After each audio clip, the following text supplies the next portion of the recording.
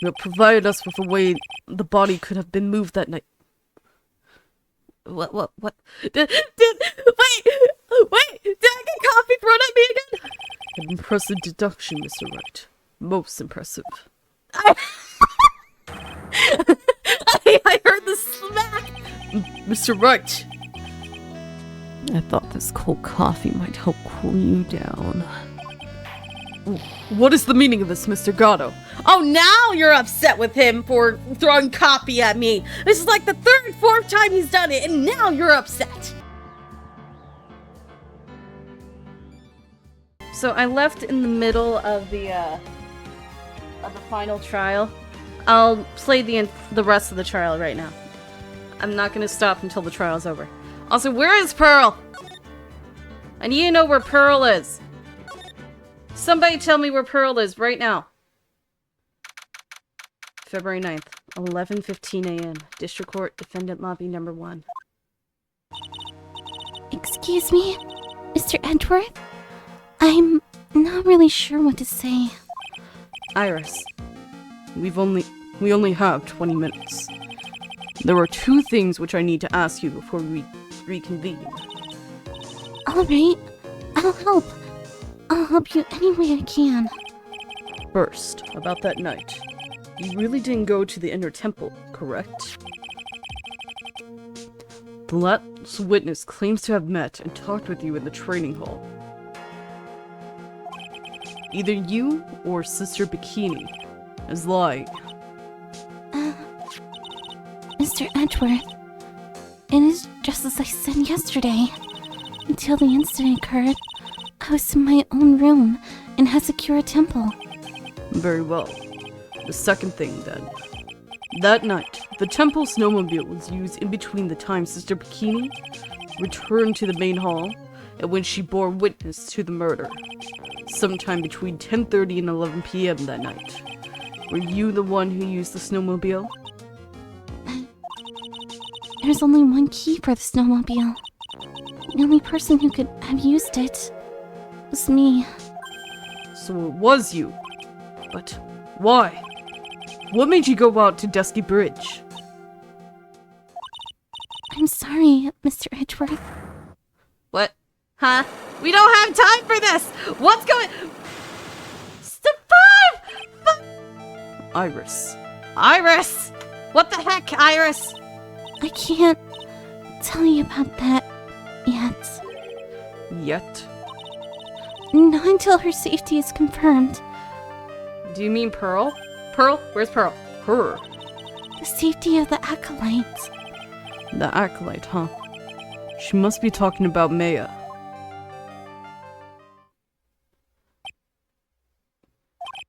Iris, look me in the eye and tell me the truth. Did you kill Ellis Doxnim? No matter who or what may come, I can never take a life. As I thought. No psycholocks. They're psyche-locks, Edgeworth! Very well. It is my job to get to the truth. You'll discover this for yourself soon enough. February 9th, 11:36 a.m. District Court, courtroom number 7.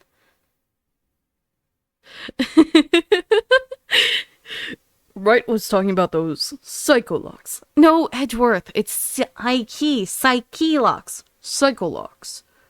Only psychos can see them. Including you. That also includes me as well. Your own insanity has infected me. It's contagious. Stay away from me.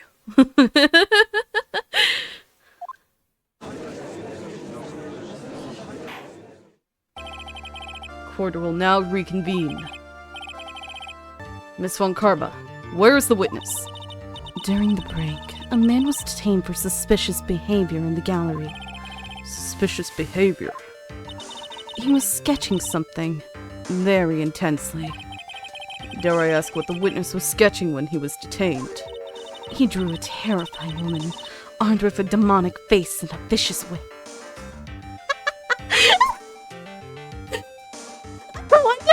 I wonder who that is! I can only presume that his intention was to capture you. Ah! Anyway, it's time to drag this pathetic excuse for an artist before the court.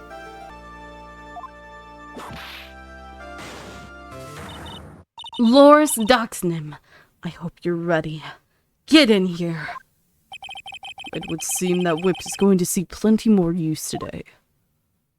Especially towards Larry. Ouch! Your sketch is in contempt of this court. Hey! I'm just artistically ouch! You tried to run away from the bailiff, who's trying to hand you your subpoena, correct? Look! I'm nothing but a fledgling artist training out in the mountains. I'm only down here in the city because I ran out of green paint. Well, to use the technical term of the color, Viridian. What? Did you... Viridian? Larry, this isn't an art store, now is it? I know! I graduated junior high, okay? You didn't go through high school? Look, art is all about working in the fields, isn't it? Working in the fields? I presume he wanted to say fieldwork. I hope. That's it! Thanks, buddy! It's kind of sad that I was able to understand his mangled train wreck of a sentence. I just happened to stop in here and found a wonderful new model! So see? I've got nothing to do with this trial! At all! I expect all of your faces to be red when you realize this mistake. Bright red. Larry, you're literally lying to the person who knows that you're part of this. Or, to use the technical term, Crimson Lake. Huh? What are you talking about, Crimson Lake? Ouch! Ouch! Ouch! Ouch! Oh, the judge said that one. Stop your pathetic blabbering and testify like a man. Refrain from whipping me, Miss Von Karma. Cross-whipping is as bad as cross-checking. Witness, that was all your fault. Testify now. I got whipped because of you. Because of your... because of you using her as a model and creating a terrifying picture of her, capturing her very personality. This is too much for me.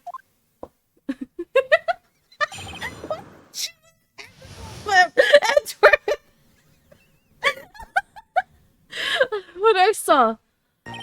I was at the lodge out in the mountains, looking up at the stars that night. I walked to the bridge a number of times, but I didn't see a snowmobile. I didn't see anyone at the bridge that night either. The girl I was waiting for didn't show up. My teacher died on me. I'm all alone now. Aren't I edgy? Don't say edgy. What the frick? Witness, please refrain from talking directly to the lawyers during your testimony. I'm just a nobody.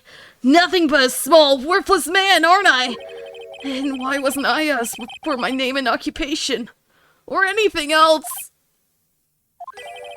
Mr. Edward, this man seems to have quite a severe inferiority complex. Oh, he does. And a mental complex.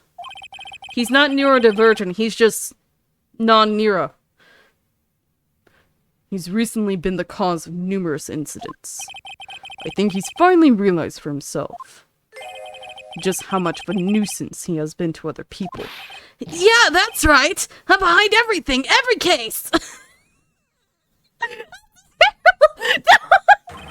Watch out, okay? Just touching me will make you eternally unhappy! Well then, let us proceed with the cross-examination. With no touching, thank you. Even with your whip, Von Karma.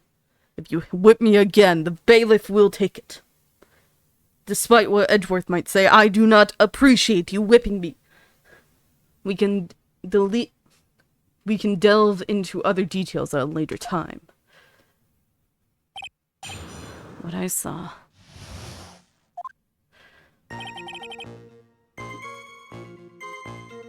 Let's press that.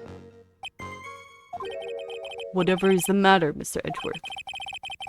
This one single statement is full of contradictions. For a moment there, I thought I was going to collapse.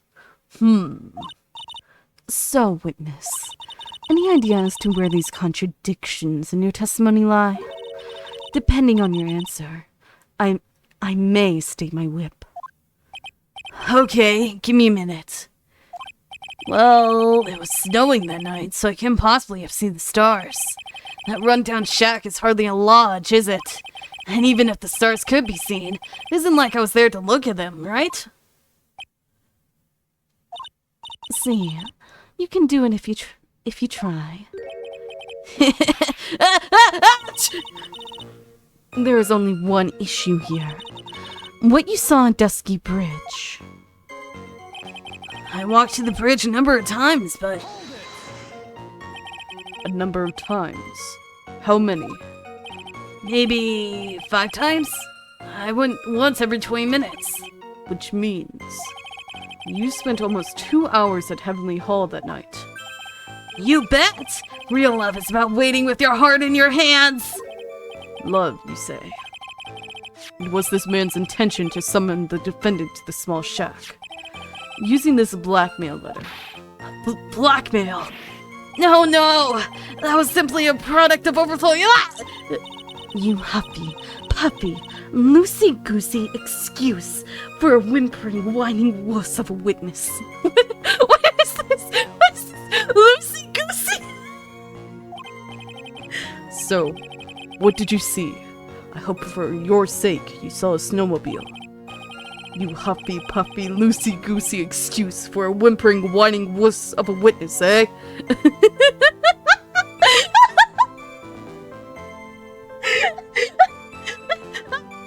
Say this. Well, you see... Being called those names doesn't seem to bother him at all. He's probably being called worse by his girlfriends. I didn't see a snowmobile. Larry, you really didn't see it? Hey! No need to hit your desk! I can hear you! I didn't see it! I didn't see a snowmobile! Larry, say snowmobile for me, please. Snowmobile? If you truly have nothing to hide, then why are you stammering like you just flew over a cuckoo's nest? Shut up! Well, what is this? I don't know! Don't ask me! It seems that I'll need to start from a more obvious contradiction. I'm going to strike the blow that will finally get him to spill the beans. I didn't see anyone at the bridge that night either. But Phoenix, you didn't meet anyone? That's right, because I've got nothing to do with this. And I'm just here to buy some Viridium paint, okay? Come on! I expect to see those crimson-like faces now! Faces! Now! It would appear that simply pressing him isn't going to be enough, Mr. Edgeworth. Indeed. It seems that he's going to claim to have nothing to do with this to the end. I don't want this guy to cause us any more trouble, any more time. I can just slice through his obvious contradictions and keep things moving along. I was at the lodge, I walked to the bridge, I didn't see a snowmobile. Phoenix. Oh, here we go. Okay. I was curious because he's like, I didn't see anyone, even though he was there when Phoenix jumped off the cliff. Larry butts. I can understand why you might want to throw your old life away. You're pretty pathetic. You cause all sorts of trouble. I'm sorry! But, having realized just how much of a nuisance you have been, that could be considered a step in the right direction. Edgy! Are you trying to console me? It certainly doesn't sound that way to me. However, I cannot forgive you for simply turning away from the incidents you create. What? You're totally pinning this on me! Now then, let us talk about the night of the murder. Sister Bikini, after seeing the murder take place, asked Phoenix Wright to report it. Thus, he headed for the public phone by the bridge. There, he happened to cross a certain nefarious individual. You, Larry Butts. That's right. Me in the flesh. Listen carefully, witness. It doesn't matter if you change your name. So long as you remain pretty pathetic, you can continue to cause these incidents. That reality will not change. But, what do you want me to do then?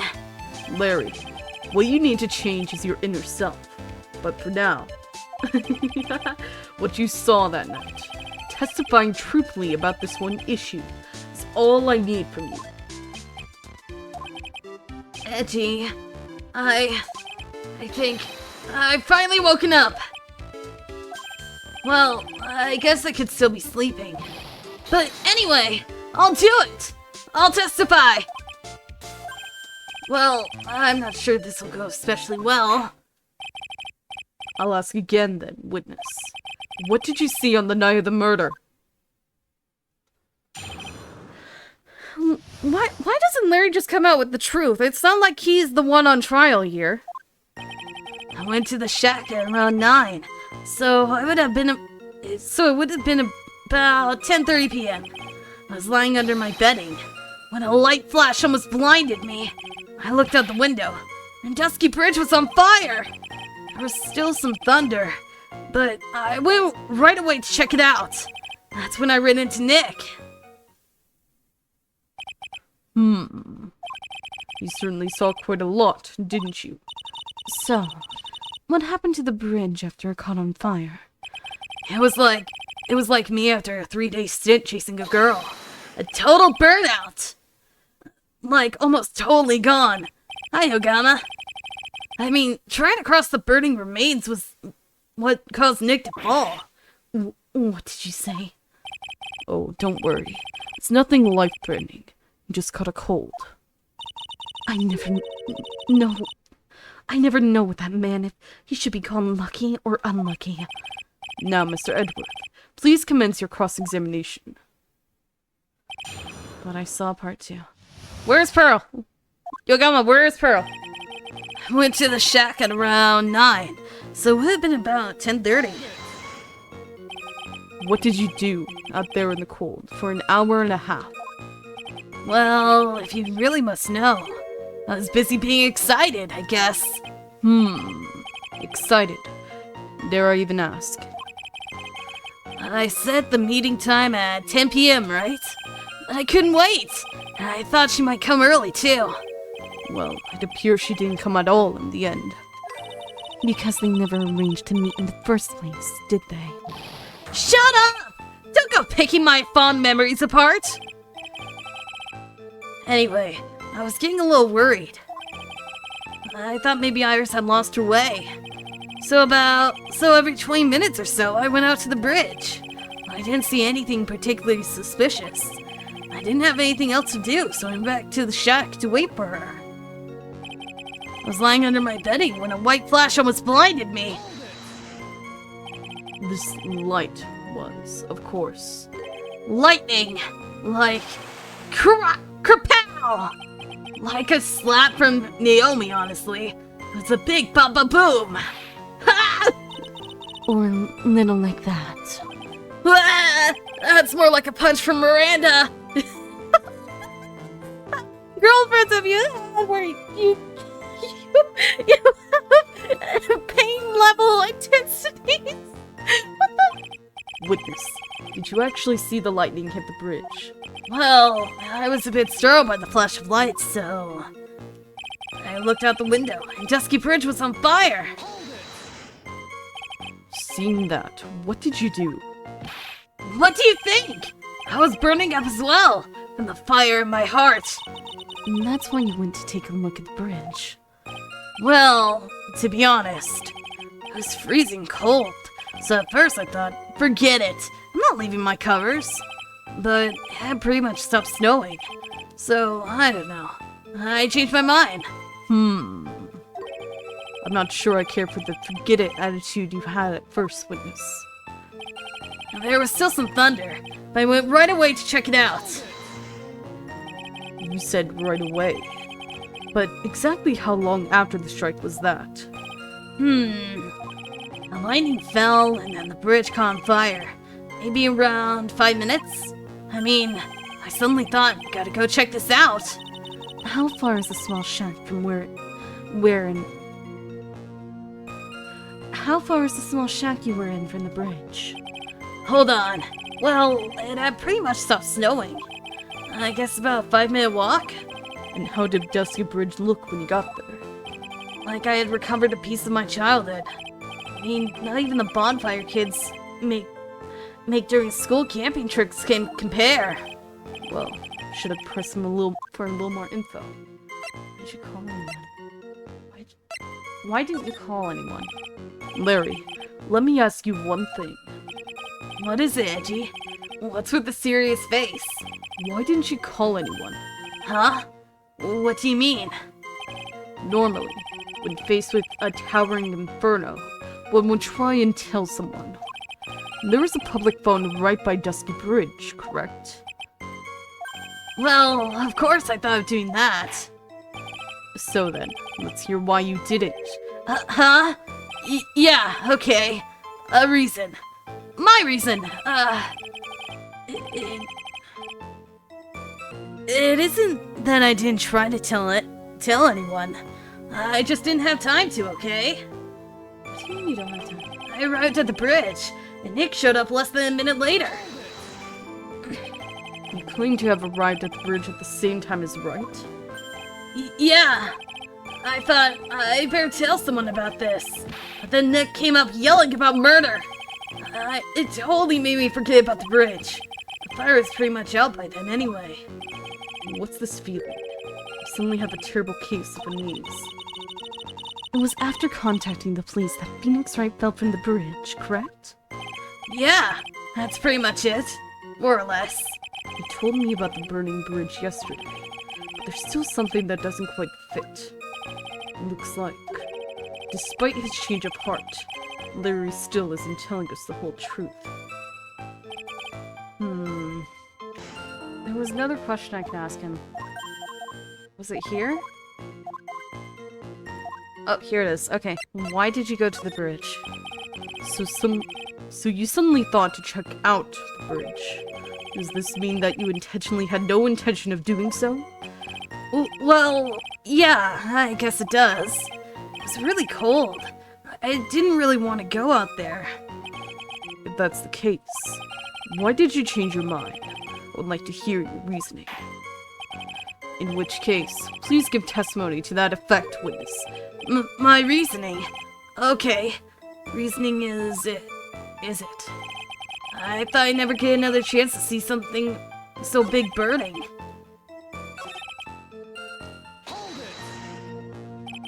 So you decided to go and see what was happening?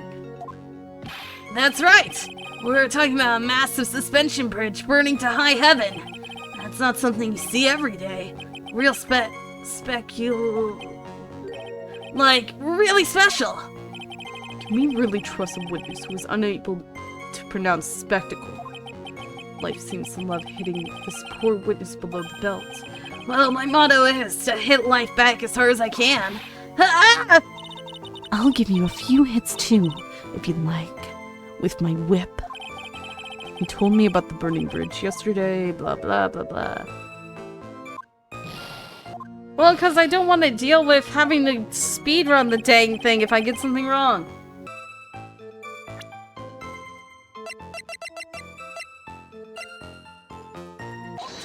Oh, there it goes. Okay, found it. Your very existence being a contradiction. I'm not sure if you can grasp this or not. What the hey, Edgy? You make me sound like some sort of alien. But your testimony is conclusively contradictory. The problem here is time. I've never been the best timekeeper, you know? 3 minutes after Billy leaves on foot, you follow him on your bicycle. How long does it take for you to catch up with him? Terrible at those. This is much more simple. You saw the lightning strike Dusky Bridge, and immediately went to see what had happened. Is this correct? Yeah, well, I wasted about 5 minutes first, but more or less.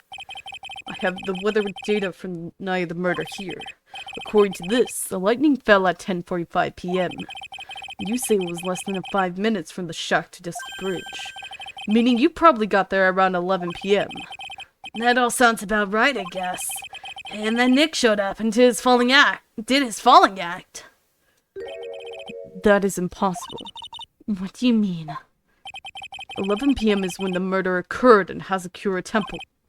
Thus, Wright was still there in the courtyard. There was no way that Larry could have encountered him at Dusky Bridge at that time. Excuse me. I have an objection? You do. Edgy! How many times do I have to say this? I'm not Larry. I'm Laura said. It has not been proven that the murder occurred at 11 p.m. The sister only said around 11. In which case, I could have been earlier than that. It could have been earlier than that. Watch your footing there, Miss Franziska von Karma. The slope ahead is slippery. For there is still no way that Wright could have been at the Dusky Bridge at 11 p.m. And why not? It's clearly written here in the weather data report. It took around 30 minutes for the bridge to burn out. Therefore, the bridge must have been burning until at least 11:15 p.m. Which means... what exactly? Wright did not see the bridge while it was being consumed by the flames that night. In fact, he did not arrive on the scene until... after the flames had died down. Larry, you arrived at the bridge at 11 p.m., but Wright did not make it there until at least 11:15. I suggest you stop hiding things and just tell us the whole truth.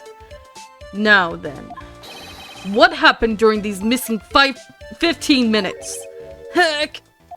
I feel like I just got brutally woken up by toilet splashback. What? What? I guess I was still sleeping after all. Order! So there was a missing 15 minutes prior to meeting Miss Phoenix Wright. I hardly see that as much of a problem. Yeah! Not much of a problem at all. Really? The bridge is burning before your eyes. There's a phone right next to it. Why, then, did you not report the accident? Yes, witness. Why didn't you? Were you there simply to watch the bridge burn? And therein lies the problem. For even after the bridge had burnt out, he was still there.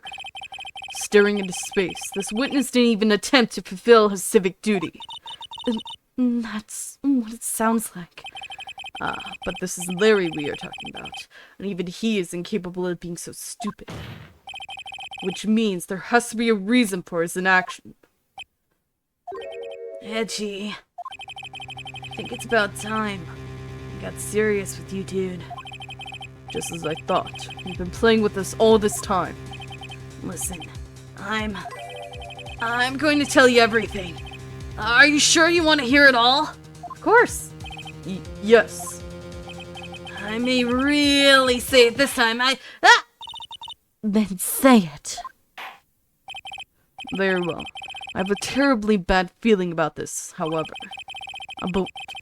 A boot.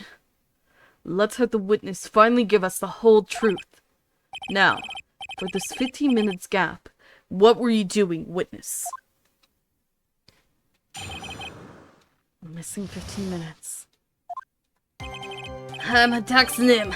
I'm an artist. What do you think I was doing? Sketching! In front of the bridge! I was whipped up into a frenzy of art. The shock and awe that I was feeling, I transferred it all directly onto the page.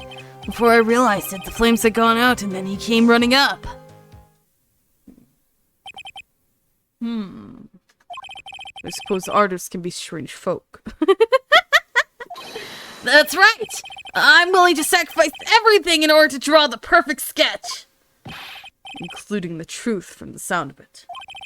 Mr. Edward, has this removed the last of your doubts? Not at all, Your Honor. One very large doubt still remains. And what would that be?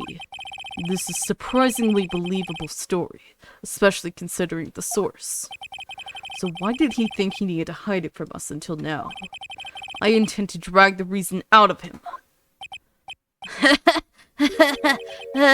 Oh, you'll regret this, Edgy.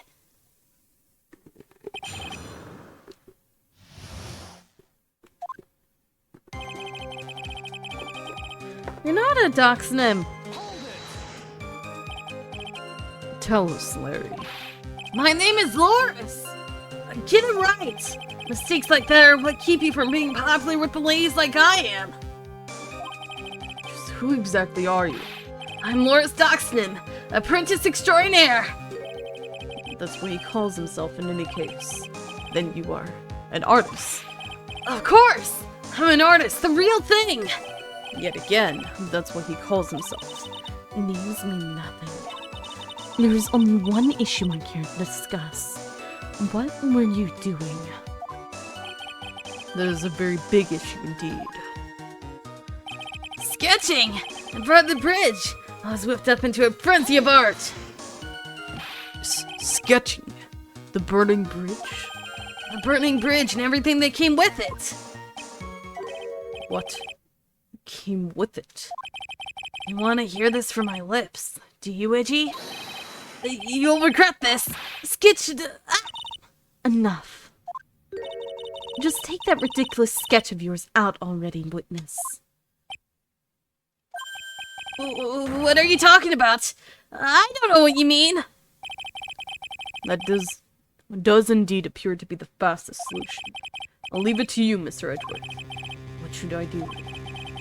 I've got a terrible feeling about that instant the sketch is revealed. The entire world may be changed by what is depicted there. Look at the sketch. Larry, I wonder if you could show us your sketch. Please. Well. Even I can have an imagine it turn out like this. Imagined what? That Loris Doxnam debut would take place here, today, like this. Show it. Now. Okay, but steel yourselves.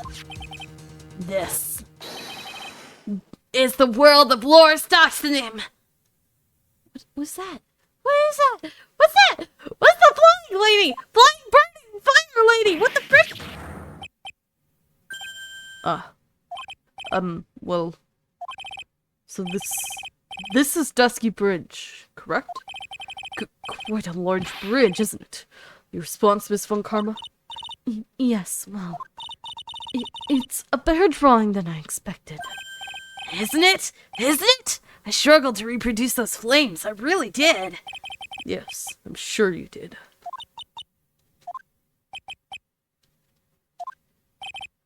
This is going to get ugly. No one has the courage to bring it up, it seems. This mysterious flying object. Larry. What? The burning bridge is fine. But what is that unfortunate-looking figure? You spy that? I thought you might. However much I might want to ignore it, I can't. It's Iris, of course. Iris! I wish she'd take better care of herself. You have to plan for her future, you know? What would happen to her if she had injured herself flying like that? Larry, please. Answer this next question honestly. Okay. Are you really claiming to have seen this? Are you claiming to have seen the silhouette of the defendant flying over a bridge that was engulfed in flames? Yep, that's what I saw. And that's why I drew it. I'm an artist. A real artist. Not every artist... Dude, not every artist draws from real life. You don't have to draw from real life specifically to be an artist. You can use the freaking images in your own brain in order to do that. Oh, you. Hi, the girl. She's really high up in this picture. And he's very high as well. I got the joke! That took a second. Are you high? Are you high? That's... What was that for? This is all a bad dream. I was hitting you on the cheek to test that theory. Please whip your own cheek from now on if you wish to test your wild theories. Anyway, no court of law will ever acknowledge that people can fly. Actually, there's some precedent to that. She was flying pretty high, my sweet Iris. She was about 30 feet above the bridge at least. It was really something to see. This has some kind of mistake.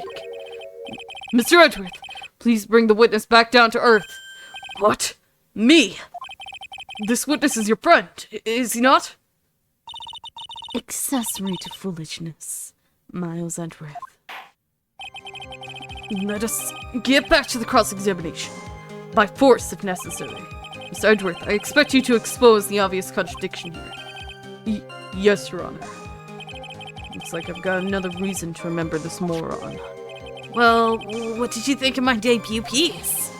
Get that thing away from me.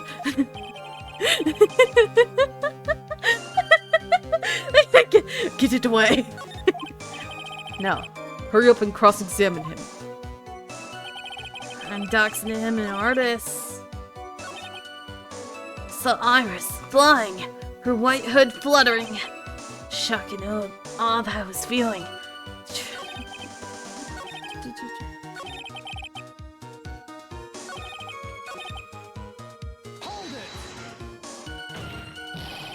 Just where did you see the sight from?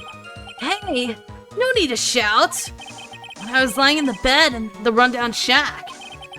A cracked lightning bolt made me realize that the bridge was burning. I just watched it for a while from there, and how nicely it was burning. Then after about 5 minutes, I saw it. The defendant flying. That's right. That's when I decided to go to the bridge. I see. It all makes sense, aside from the sketch itself. Yes, the sketch doesn't make any sense. I just need to convince the artist that his work is ludicrous. A shock and all that I was feeling. Transferred it all directly onto the pages. You transferred everything directly onto the page? That is the sketch here. Yep, sensational, isn't it? Or should that be scandalous? It put my mind at ease, anyway. It did. That's right. The reason she didn't come to me, even though I waited for her, was because she was trapped on the other side of the bridge. Could it be that Iris undertook that dangerous, desperate flight in order to reach me? That's gotta be it! Alright! Go me! Nice ouch! Continue, please. Before I realized it, things had gone out, and he came running up. You forgot the passage of time to that extent, did you? Well, once I got caught up in everything, caught up in something, I tend to forget everything else. That's true. He's always been that way. I guess he's not lying about that at least. Phoenix Wright appeared at the scene after 11:15. If he was drawing until then, that dispels any doubt. Aside from doubts of his humanity, eh? There was a big clue waiting for me in this cross-examination. His testimony does nothing less than mock the court. But I am sure that there is the vital kernel of truth hidden in it somewhere. I think it's all true.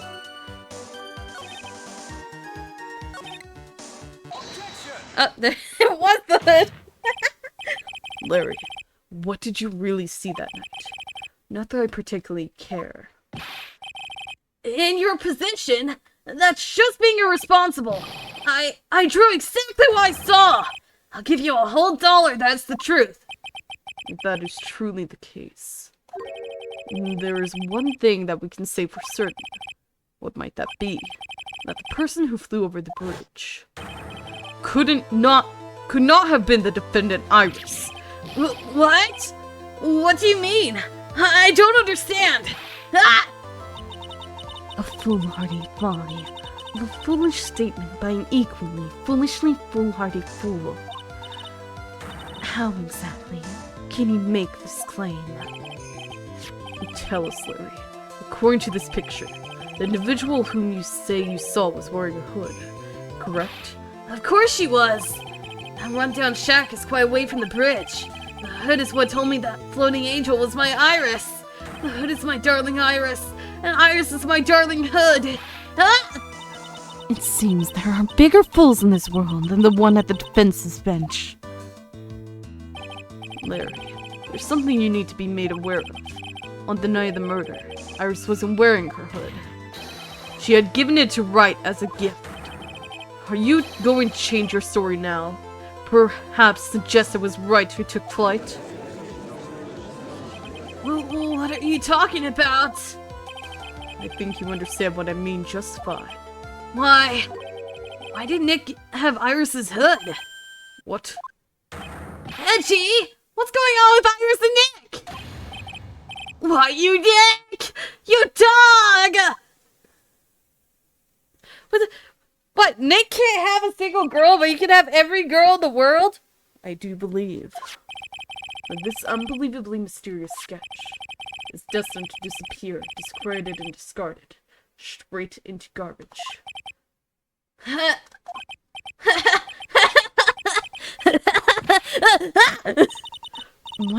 What is it now, witness? It feels like I've been waiting 25 years for this day to come. Edgy, today's the day I get to completely stupefy you. What? What is the meaning of your outburst, witness? I hate to have to do this, but I have some definitive evidence. Definitive Evidence. Iris did indeed come flying over that burning bridge. And I, Loris Doxonym, shall prove it! I didn't expect to ask this again, but we shall be needing your testimony once again. For the 4th time already. Tell us anything you know concerning the defendant as depicted in the sketch, and show us your evidence that this nightmare was actually a reality. Was it a nightmare that someone's flying over a burning bridge? Is that a nightmare? Does that count as nightmare? Okay, I hope you're ready, Edgy, because I'm going to feed you a whopping serving of pain. You've been serving us a whopping serving of pain this whole time. Trust me. Whopper, whopper, whopper, whopper. Proof that Iris flew. When I reached Dusky Bridge, she was already gone. I was so worried, so I frantically searched all over for her. It led me to find a beautiful crystal sphere, half buried in the snow. I'm sure that Iris was simply wearing a spare hood. After all, no one else could have lost the crystal sphere that night. Ooh, ooh, ooh, oh no! Crystal sphere. This one. Pretty, isn't it? But finders keepers. That sphere. Where did you find it? Let me see. Around here somewhere. Looks about right. And this half buried in the snow. Yeah, pretty much stopped snowing by then. But there was still some falling, so I walked to the bridge. The court accepts this crystal sphere. That's mine, okay? I want it back afterward. There's something on it. Oh my. It's blood! What? Blood! Found half covered in the snow. The dusky bridge on the night of the crime has blood on it. You ready, Edgy? By tomorrow morning, you'll be calling me Master Larry! Yeah, I like the sound of that. No one's going to push me around anymore. Didn't you want to be called Loris Doxonym only a few minutes ago? Master Loris Doxonym. Proof that Iris flew.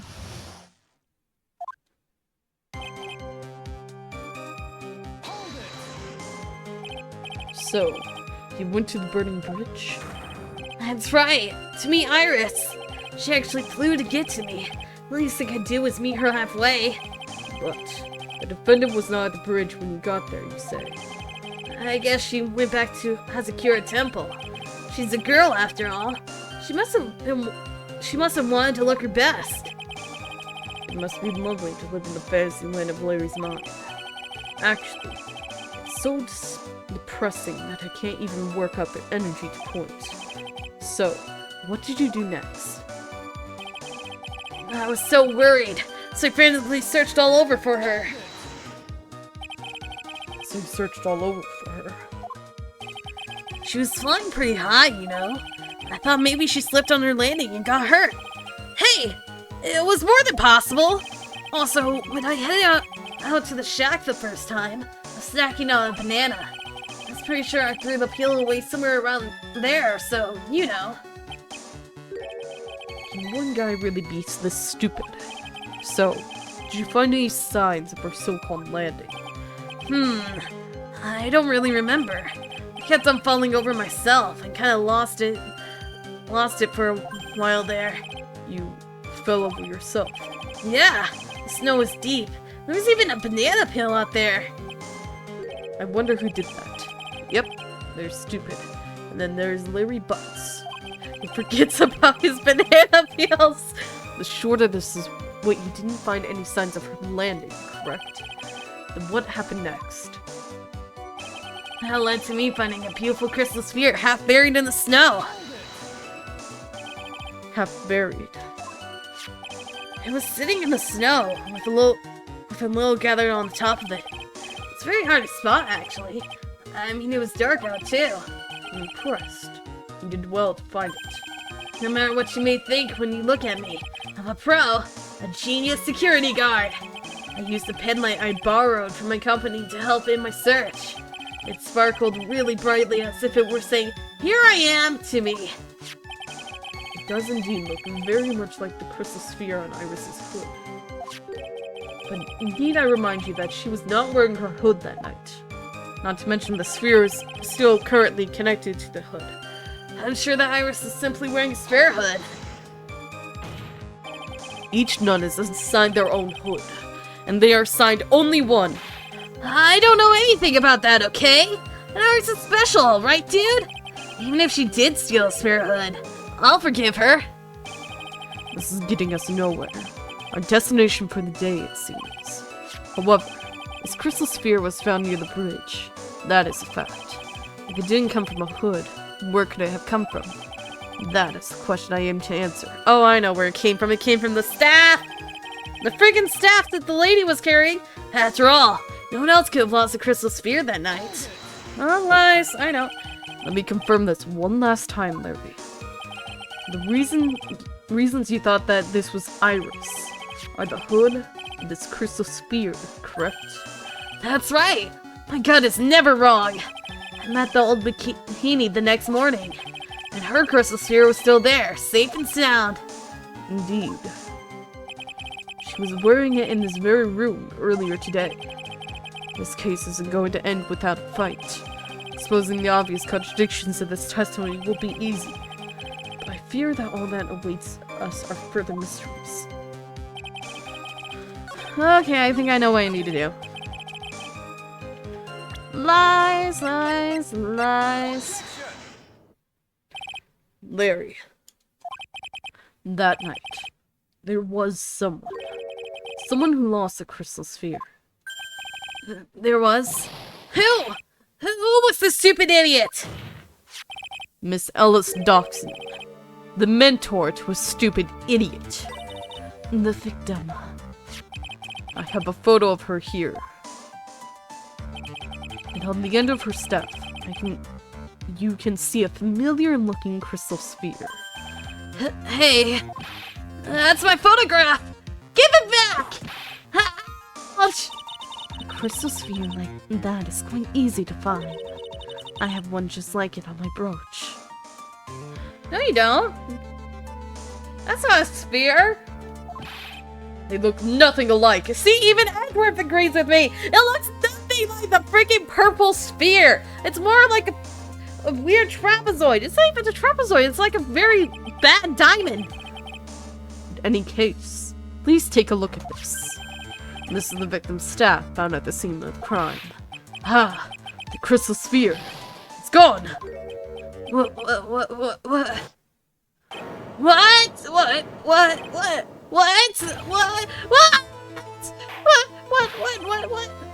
Just what does this mean?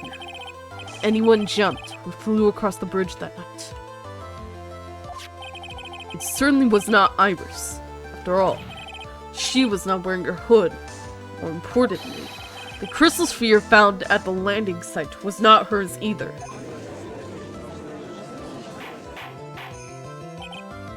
That means the one who flew and dropped the sphere was the victim Miss Elise Doxson him?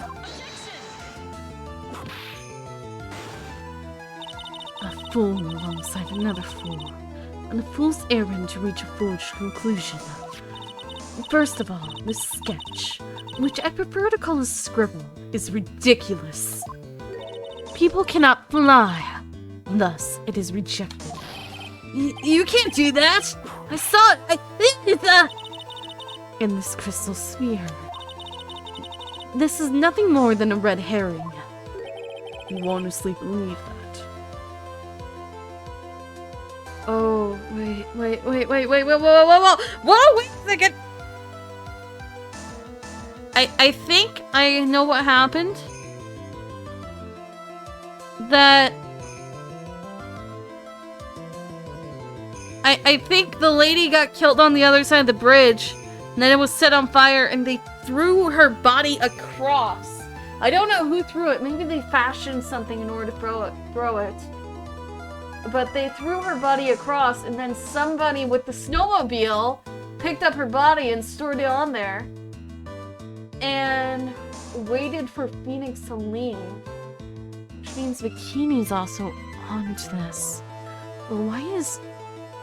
Yeah, it's the only thing that makes sense, considering they sent her over with her staff, and when she landed, the staff broke and the crystal ball, like, buried itself in the snow. And then somebody picked her up and put her body on the snowmobile, waited for Phoenix to leave, and then entered the courtyard and set up the body. Re-stabbing the wound, taking out whatever the original stabbing instrument was. And re-stabbed it with the shishido. They must have used a device to throw the body. Because that's the only thing I can think of. Because there's no way that was Iris. The only other person that could have been Iris is Dahlia. But I think Dahlia was still on the other side with Maya. Which means that she's probably trying to cover up the crime scene at this moment. And I feel like Bikini is actually working with whoever the mastermind behind this is. And I think the mastermind is freaking Morgan Fay. That's why Pearl is missing, because Morgan is there and she kidnapped her daughter. Anyway, you honestly believe that? Give it some thought, and I'm sure you'll realize it was as well, Miles Edward. Elise Doxman was in her room on the night of the murder. There was no reason for her to go to Dusky Bridge. Therefore, the sphere cannot be related to this case. That is all. There is a reason she went to the bridge, because Pearl's missing, and she went out to look for Pearl, which I should be doing. Where is Pearl? Miss Franziska von Karma.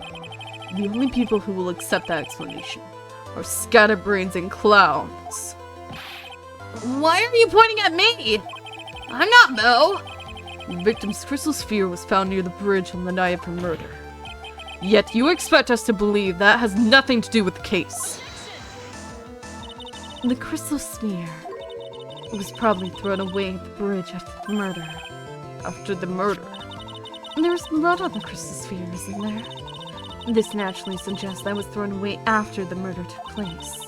The killer placed it there to throw the investigation off the scent, which is the exact same reason that he drew that ridiculous sketch. What? You mean I'm the killer? No, what? All joking aside, just when did this crystal sphere appear near the foot of the bridge?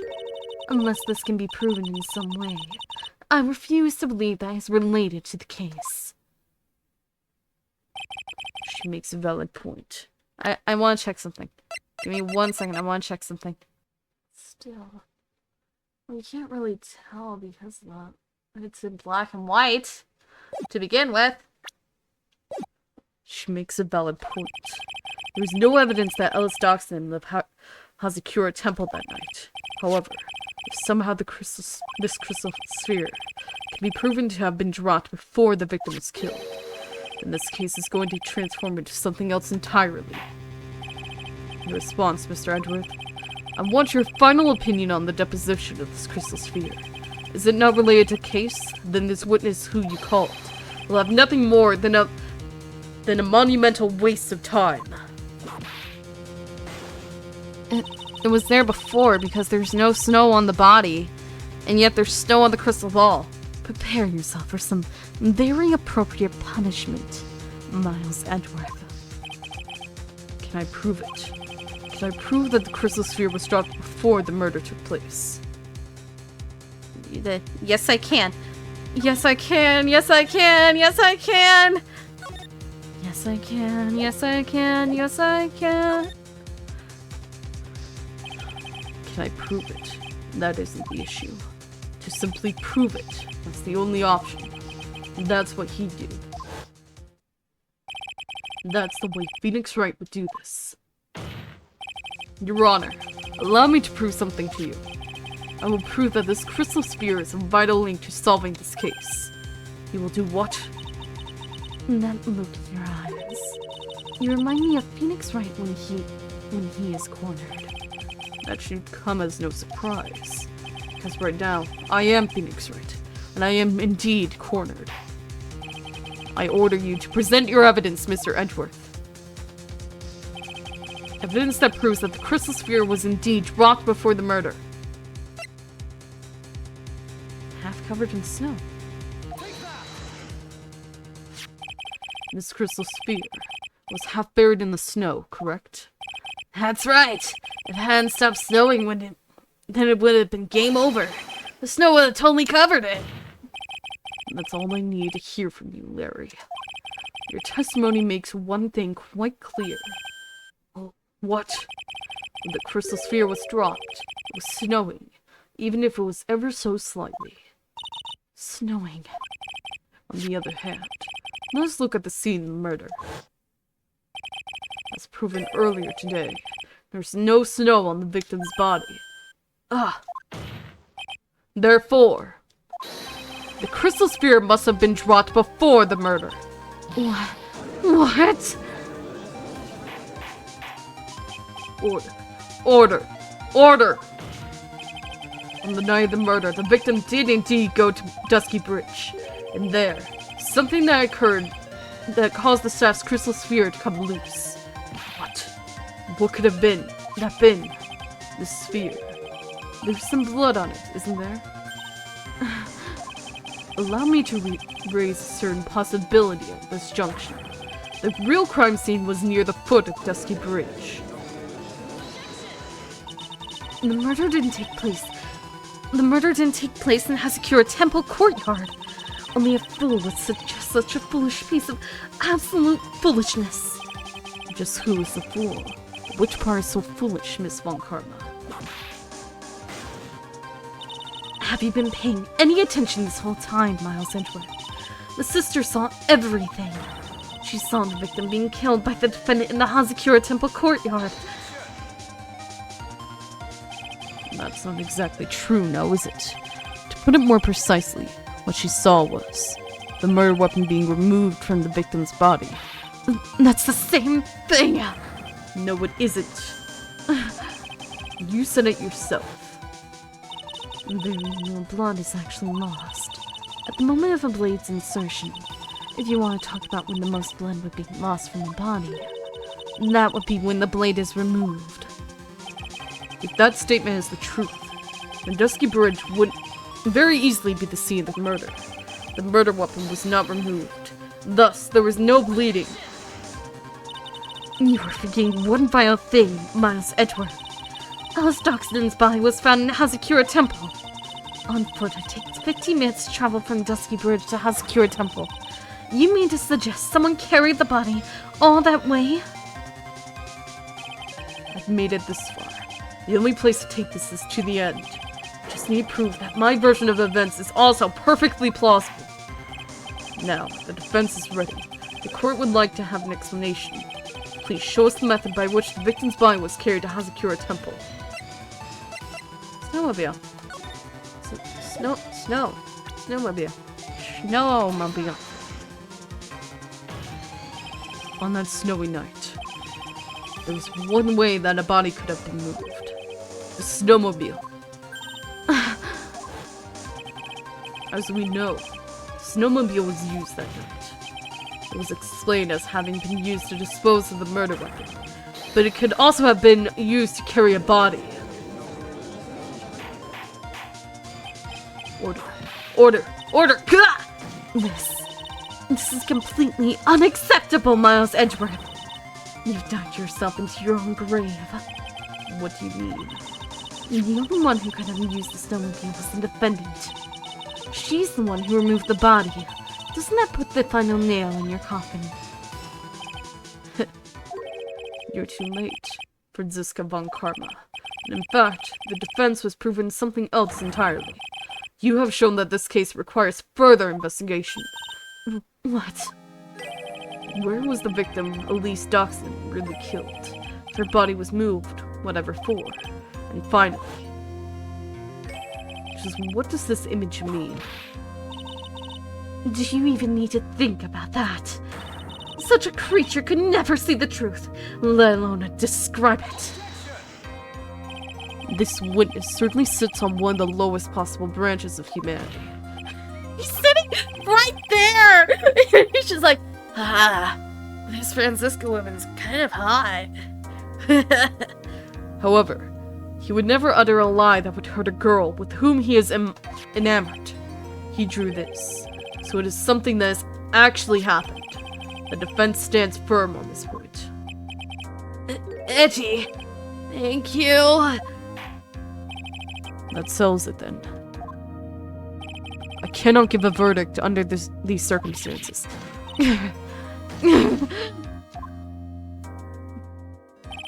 Right. I seem to have fulfilled my part in this. It is just as I thought. Franziska von Karma, you make a wonderful partner. Excuse me. There is one reason and one alone for me being here. To expose the darkness lurking in the case, and then pass it on to Wright. Really? That's what this is all about? You could have just told me from the very beginning. Then I wouldn't have Francie whipping me all day. Miles Edgeworth, I don't care about what you were here to do. This was my chance to finally grind you under my heel. A shame that your chance seems to have slipped you by. What a shame, Francie! This is all your fault. Such a terrible weakness. You were... Oh, damn. I demand satisfaction. Did you kill him? Is he dead? Babe! You saw this happening! Why didn't you take it? Well, at least he got the same treatment as Wright. Not the only one of the treatment that needs to get is Edgeworth. I cannot believe that the witness's testimony relates to an actual event. However, there has to be some sort of answer for the questions it raises. Have his words here today been the truth or lies? Do you not care that he's on the ground, frothing at the mouth, twitching, completely unconscious? You don't care about that? You don't care? You don't care at all that he essentially has been assaulted and whipped and is bleeding on your own courtroom floor? You're just worried about if he's been telling the truth or a lie? Put your breath straight, dear judge! Freaking, what the frick? Next time we gather in this courtroom, those are the matters that shall be addressed. I am counting on thorough investigations by both the defense and the prosecution. And with this, the rest is up to you. Right. Court is now adjourned. He doesn't care at all that someone essentially has been assaulted before his very eyes in his own courtroom and is on the ground bleeding all over his floor. He does not care. Why would he care, huh? Okay. February 9th, 3:43 a.m. Honey, click. Oh, here again. Intensive care unit. Hi. I'm still up at this hour. Reading through the trial record of a certain case. It's the first case my mentor, Mia Fey, ever handled in a court of law. A horrifying truth I refuse to accept is holding me hostage here within its pages. Dahlia Hawthorne. What I have read, I don't want to believe. What is written here? This isn't the Dahlia I knew. After falling into Eagle River, I was somehow miraculously saved. But I ended up catching a cold that seemed to knock me around the world and back. I feel dizzy. My ears are ringing. My throat burns. My head is on fire. But I will recover. I have to recover by this afternoon. I have to meet with the most ill-tempered witness imaginable. But I know that he will be able to help me with him. Somehow.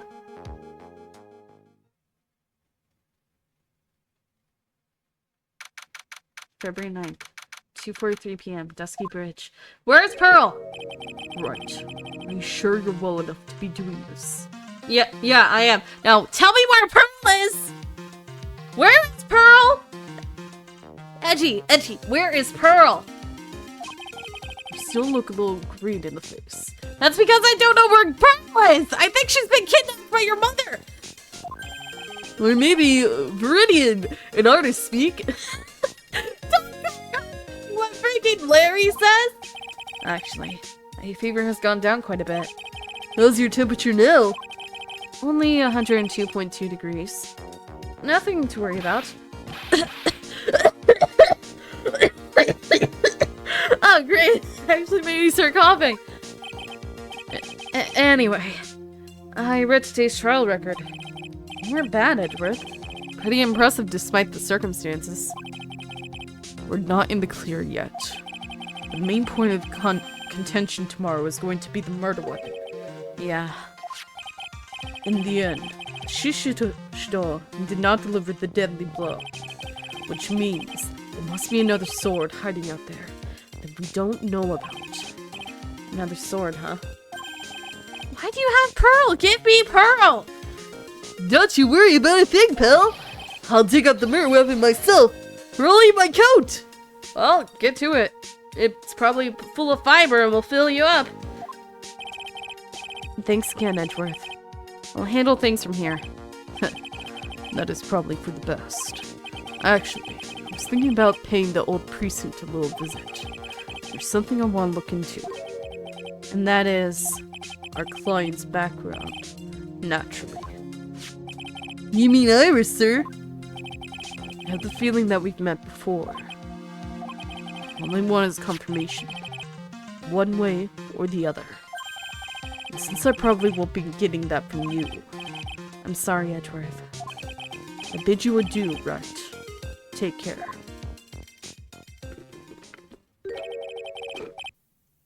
Guess I should get moving too. Yeah, find Pearl! Where's Pearl, Gumshoe? Why? Do you need to be somewhere? Yeah, I gotta get to work on this bridge, pal. I'm rigging something up so we can hit across to the other side. That's right. Mia's still stuck over at the inner temple. But don't you worry, pal. As soon as it's all said, you'll be the first to know. Thank you, Gumshoe.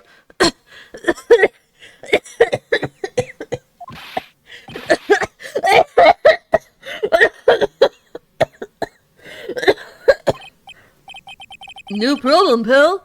Just try not to give me that cough of yours, okay? Hey! Alright, I'm off. Told you not to give me the cough. Hang in there, Mia. Get you out. I promise. No, we won't. We'll let her die. Let her die, please. But in the meantime, I've got to continue collecting evidence. That thing looks like it's ready to collapse. At least more than it did before. According to Bikini, Eagle Mountain is very prone to earthquakes. Which reminds me, if my memory serves me correctly, Edgeworth isn't exactly a fan of earthquakes. So if there's an earthquake, I need to go find Edgy. Oh, it really is more of a dusty bridge than a dusky bridge. A kidnapping incident happened here 11 years ago, so maybe it's cursed too. Might be. Asakura Temple doesn't have a single private phone line. There aren't any houses in the area, so I guess Bikini is the only one who uses this. I really wish I had brought my cell phone with me. Did I still not bring it? I went to the hospital. I still didn't bring it. Of course I went to the honey clinic where the monkey doctor is. There's a narrow path going off in a different direction than that of the main hall. Looks like someone's taking the effort to write to Heavenly Hall on the signpost.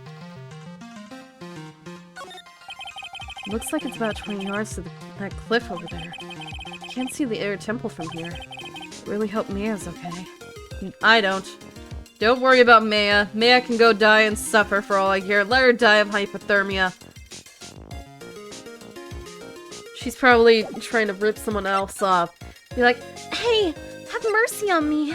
I've been stranded over here, so you gotta take care of me, alright? That's probably what's happening right now. February 9th, Heavenly Hall. Looks like no one's here. Larry! Loris! Sure he'd be hiding here. Guess I'll try again later. Look at this graffiti scrawled right on the front of the shack. Makes me manage to get a pretty good likeness. I really think about it. I guess art kind of suits him. I mean, his very existence is an art of sorts. The snow is really piled up on the straw roof. It's otherworldly, like something out of a fairy tale. Well, the roof part anyway. The sign it says Heavenly Hall. Guess it's pretty fitting. If you spend a night in this little freezing shack, you'll probably find yourself at the pearly gates by morning. Yeah, speaking of Pearly, where's Pearl? Where's my Pearl? That stuff is really ruining the beautiful atmosphere around here. That stuff is really ruining the, the beautiful atmosphere around here. It's so inappropriate. Like Sister Bikini in a bikini. Ugh. Oh, I've gotta think of kittens. Gotta think of the kittens. Think of Nezuko.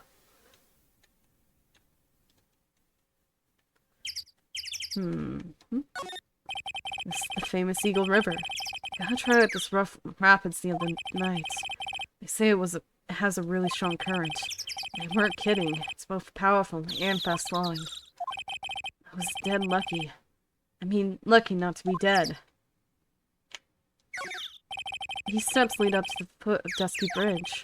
Coming down is a cinch, but going back up doesn't look like a walk in the park. I'm starting to understand why rivers always went to flow downstream, not up.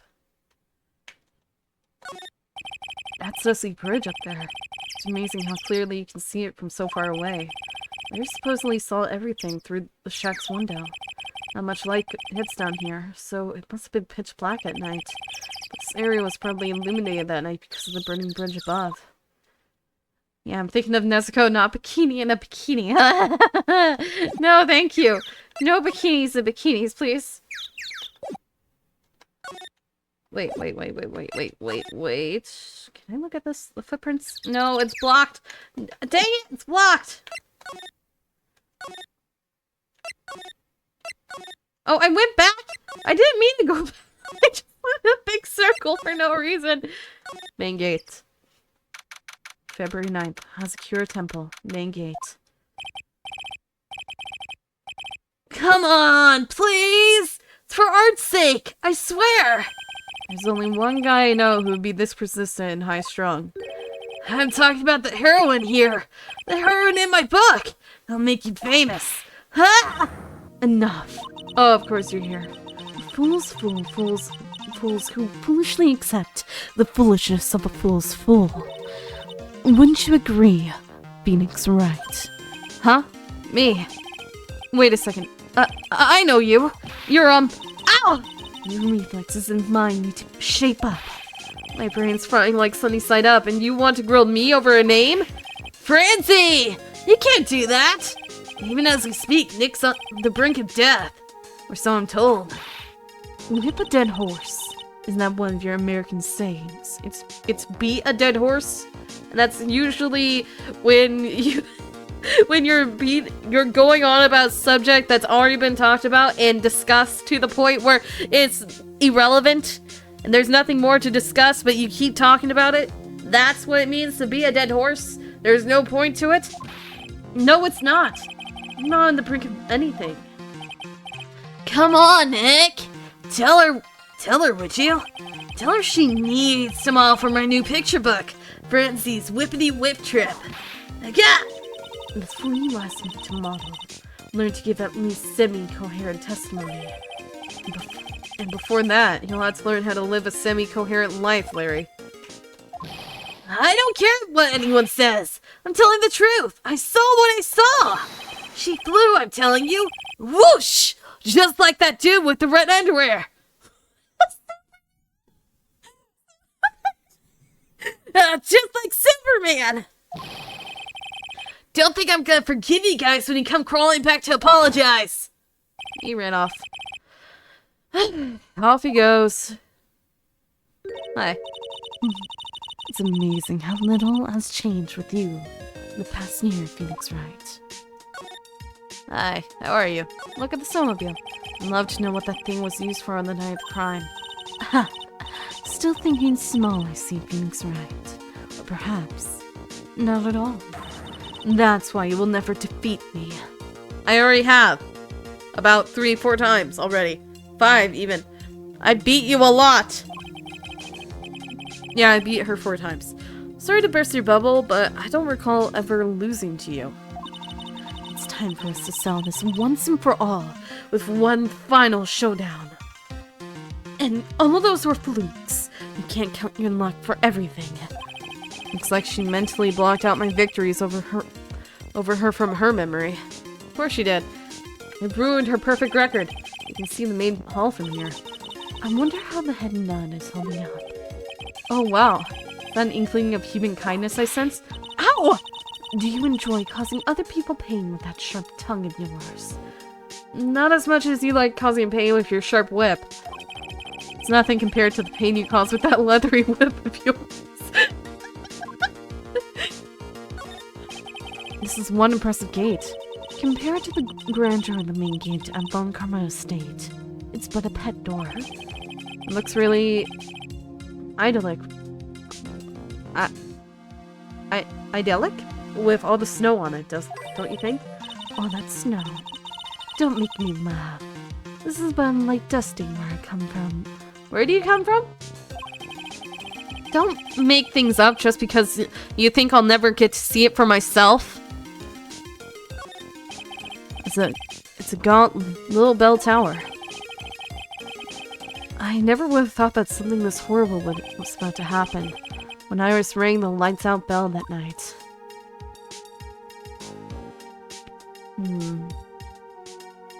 Alright, nothing else to look at. Okay. How are you? Batch. About this. Yeah! I refuse to help you, Phoenix Wright. I should have known better than to try. Really? Even if I do this. Okay, yep, you just whipped me. Okay, of course. Franziska Buck. I'm like bleeding now. Have you been in Germany all this time? That's right. Extending my perfect win record. Naturally. Oh, joy. Sounds like she hasn't changed a bit. Has it really been a year since we first met? I am Franziska von Karma, the prodigy. I see. I gave up a promising career in Germany and came to this country for one sole reason. Oh, it's fine, Yogama. Bye. Revenge. Franziska was born and raised in Germany. Became a prosecutor at age of 13. Her father was the legendary prosecutor, Manfred von Karma. He had a perfect win record for 40 long years. But now, he is gone from this world. Don't tell me you still hold a grudge against me. Because of what happened to your father. Phoenix Wright, you will fall before me. This, I promise. But it will be for my sake, not my father's. Are we clear? Yes, Crystal. Stays true. In truth, I was shocked. I came back to America with the intention of defeating you. Instead, it was my little brother who was leading the defense. Wait, isn't he older than you? Wait a second. Isn't he older than you? He's 26. You're little brother! Edgeworth. Come to think of it, Edgeworth was fully being a prosecutor by Manfred von Karma as well. Miles Edwards told me something very interesting, you know. He said that this case has a special significance to you. Because it does. And that's precisely why I am here. Your personal involvement will make crushing you into teensy-weensy pieces all the better. It's probably the fever, but she's so openly hostile that it's almost kind of cute. Ow! No smirking. No finding me cute. No whipping the sick! The foolish fool doing such a foolish favor for such a foolishly foolish fool. Do you just like saying fool? Edgeworth. Make no mistake, Phoenix Wright. I came here for one thing, and one thing only. To pulverize you. It's not like I thought you were here to bring me some cold killer X, you know?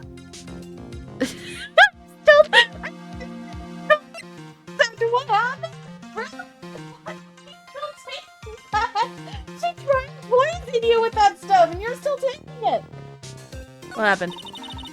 I went over the whole case file on the flight over. You read the whole thing? Yes, every last word of every last sentence of every last paragraph. All the ridiculous things you did made it very interesting read, you know. Attempting to cross a burning bridge. Did you even consider the dangers? No. The only thought in my mind was, I have to get across. A fool who doesn't think is more foolish than a fool who foolishly thinks.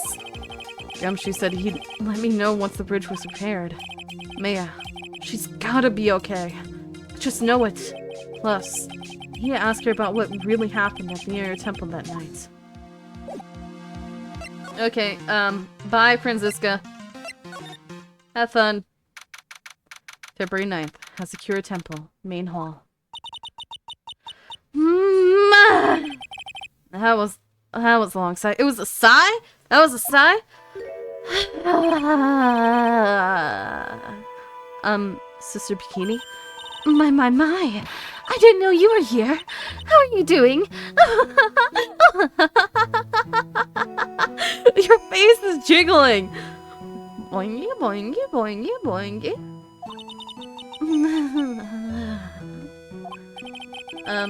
You don't have to pretend to be in a good mood for my sake. I suppose I made a terrible mess of things, haven't I? I let Mystic Elise die. Then there's Iris as well. Mystic Elise. I thought I'd think about it. There's an acolyte stuck at Inner Temple. And that poor little girl has got missing too. That little girl. Yeah, where's Pearl? Do you know anything about Pearl? Where's Pearl? Tell me now. You don't mean Pearl's, do you? Yes, I'm afraid I do. She hasn't been seen since the morning after the incident. Pearl's. She's missing. Why didn't anyone tell me about this? Where is Pearl? Tell me, Pearl. Where's Pearl? Where's Pearl? Where's Pearl? Oh dear. I wonder where on earth this little girl has wandered off to. She's nowhere near the main hall. That's for sure. First I lost Maya. And now Pearl's. Where's Pearl? How much more pain is this case going to cause me? I'm fine with Maya being gone. I totally don't care. But where's Pearl? Not to mention this fever is giving me a killer migraine. She's a very important visitor, you know. An honored acolyte. She is. Do you know her or something? The Fae name is Cinemus, with the Korean channeling technique. Therefore, she must be a spirit medium of great power indeed. Looks like Bikini is in the dark. She doesn't seem to know that Maya is the daughter of the Master of Kurain. I was wondering about this. Let me see. Well, as you may know, in order to see reality for what it truly is, we strive to break our attachments to much of the transient material realm. I guess you could call me an immaterial girl. I'm guessing she makes an exception for fine dining. It's all my fault, isn't it? All my achy back's fault. Now Mr. Gillies is dead. My acolyte is trapped inside the inner temple. That poor little girl has gone missing too. Missing. I hope that's all it is. No, I think she's been kidnapped by her mother. Where is Pearl? Oh dear. I got to train to withstand more pain, don't I? Probably. But where's Pearl? That's probably something you need to train about. Not losing children! Where's Pearl? Ow. How can I ever make up for this? Make up for what? For allowing harm to come to such an important person. So I was right. Miss Dachshund wasn't just any old visitor here. Please, tell me, what's going to happen to poor Iris? If she was to be found guilty, well, I wouldn't accept it. But your testimony, Sister Bikini. I can't help my testimony. I saw what I saw. It's up to the pro lawyer like you to deal with problems like that. What a disgraceful young man. You've finally seen through him, huh? How could he sit there and claim he really saw what he drew in that picture? Although, the portrait he did of me was rather flattering, I must say. Still, it's not like Larry to make something up that might get a woman he likes in trouble. There's more to that sketch of his than meets the eye. I'm sure of it. You certainly have some unusual friends, don't you, Mr. Wright? Friends? That fancy painter is one thing, but whipping the judge is just bad form. Well, do you think you could go drill that into her head for me? Please? She won't listen to me. You're the only person she hasn't whipped. You must be very happy to have such a fine mentor. Yeah, quite the opposite of a mentor, more of a rival. Mentor? No, he's just a friend. Oh, you naughty devil. Always the joker, aren't you? You seem like a lovely young man. Like the kind you can always count on. Well, you can. Edgeworth is very reliable, though a bit stubborn. Yeah, it's kind of depressing how much faith she has in him. Okay, now where's Pearl? I was wondering about this. Immaterial girl. About this picture. Oh, that old thing. I always turned those reporter types away in the past. But Iris was so insistent this time. Iris? Oh, yes. Iris loves to be the center of attention, you know. Really? I find that kind of hard to believe. Well. Look what you found. That's the master of the Korean channeling technique. Mystic Misty Faye. So this woman is Mia's mother, huh? It's been nearly 20 years since Mystic Misty disappeared. Apparently she intended to pass the torch on to her daughter. Her daughter? Don't you know who her daughter is? Well, I myself am part of the branch family of the Fae clan. But even I am not privy to that kind of information when it concerns the main family. Bikini doesn't seem to know Mia's was standing within the Fae family. Well. That's a demon warding hood. Acolytes are highly susceptible to possession by evil spirits, you know. That's why we always wear these for protection. Iris gave this to me on the night of the murder. But when I went and fell into the river and got this nasty fever, I thought maybe if I were to wear this hood, it'd make my fever to go down faster. I don't think so. Colds and spirit power have nothing to do with each other. Way to crush a man's hope. I've been wearing it for hours. You could have told me before I walked in here. You saw me standing outside with it on my head. Oh. Maybe my eyes were playing tricks on me. I mean, Iris could never do such a wicked thing. But they proved it in court today, didn't they? That this sword wasn't the murder weapon. That's what they were saying, yes. The problem is, I saw it too.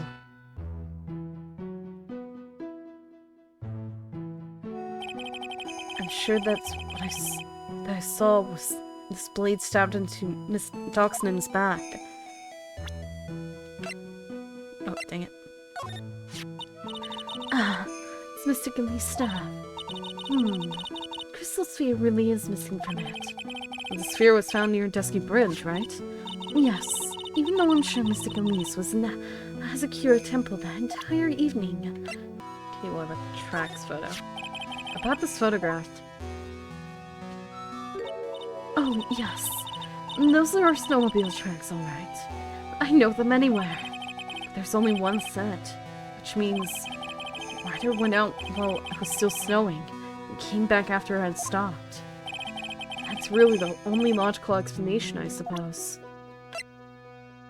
What about the picture? Honestly, it's like the end of the world. It's not a good thing, that's for sure. To think people have the gall to call this kind of scribbling by the name of art. Huh? If that's the sort of standard you need for arts these days, I could be a pop diva. Sure. But what about the contents of the picture?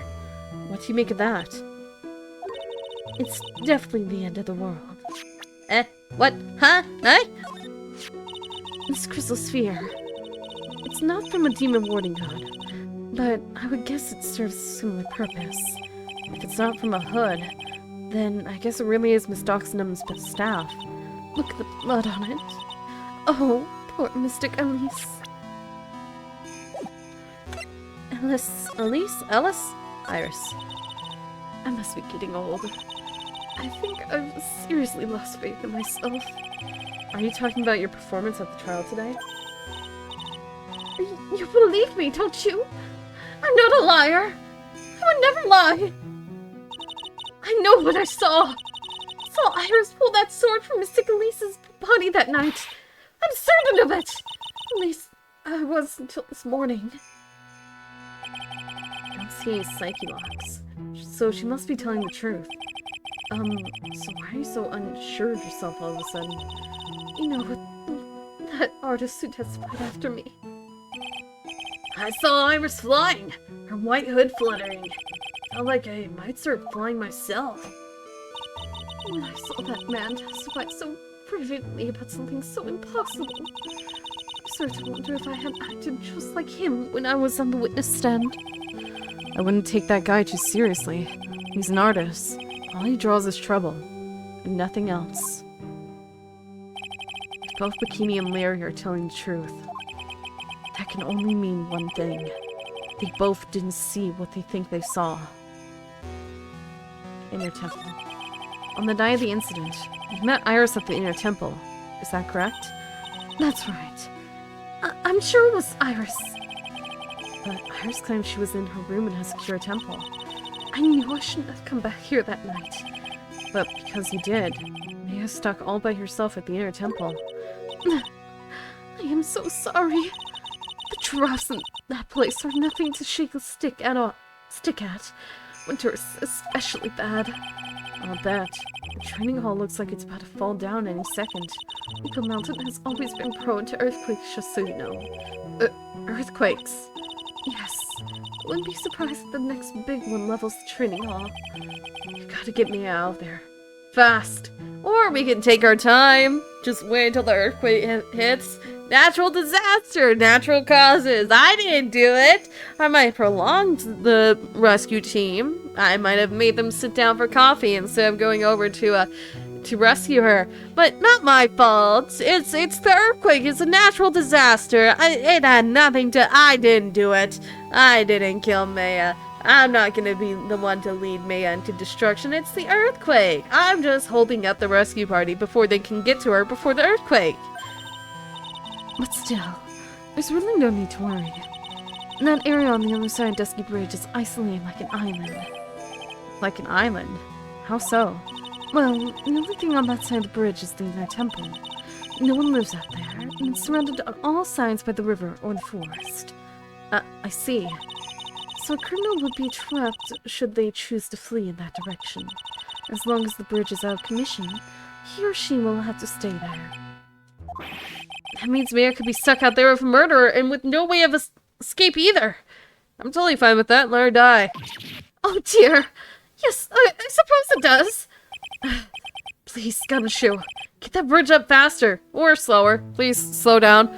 Take a month, please. Don't let Maya come out, please. Don't, please. I've had it with Maya. Please, this is my few seconds of silence and peace without her interjecting like, come on, Nick, let's go get burgers. Oh my gosh, please. Please do not let Maya back. Please keep her on that side and let her die of starvation. Let her die, please.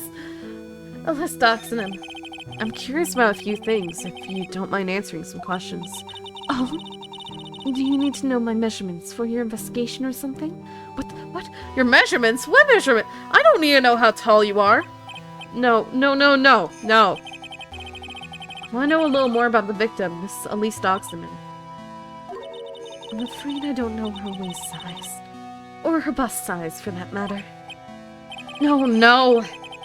Why do I want to know someone's waist and bust size? What does that got to do with anything? I'm wondering why she came to stay in a place like this to begin with. I mean, she told herself that she wasn't here for spiritual training. My.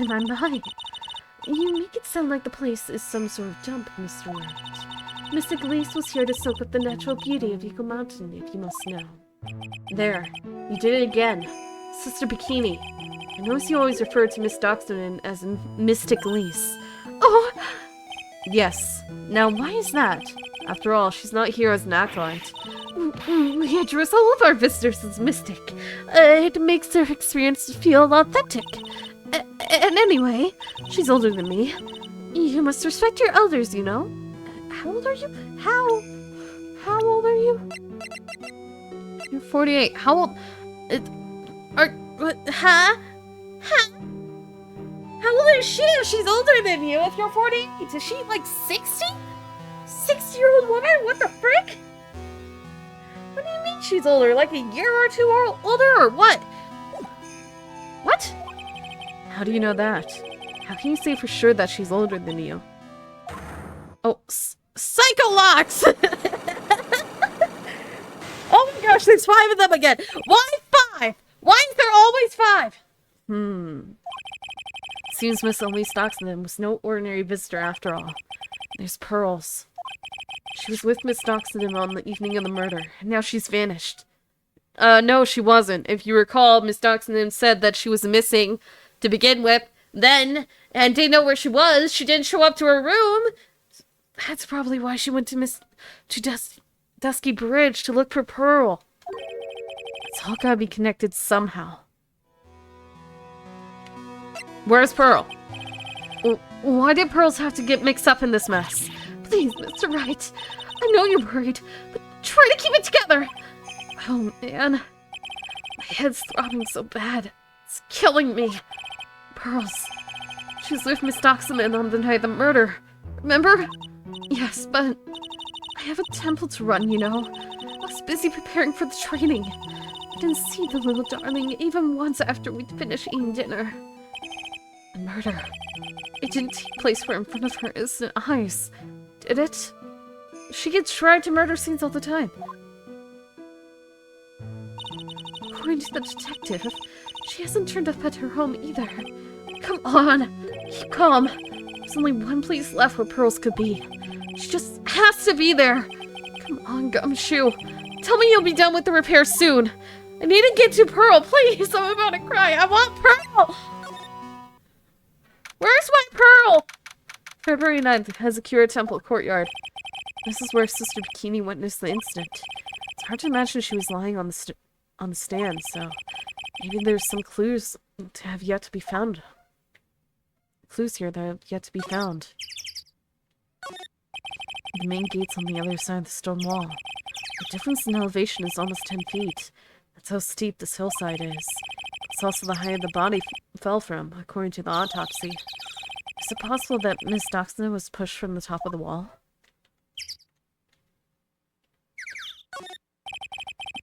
They get quite a bit of snow up here on Eagle Mountain. Around here, skis are just for fun. Skis are just for fun. Skis are not just for fun. They're tools for getting around. But the sled, now that's gotta be for Bikini's own personal entertainment. Well, of course it is. That building up there is the main hall. It was where we were staying. It's kind of funny because it was built on a very steep slope. You enter from the main gate side. These rooms above me are on the ground floor. Apparently, Miss Doxton was staying in the corner room. Guess that's where she was pushed from that night. Then where's the struggle? Where's the sign of the struggle, eh? The shishito. Shishito.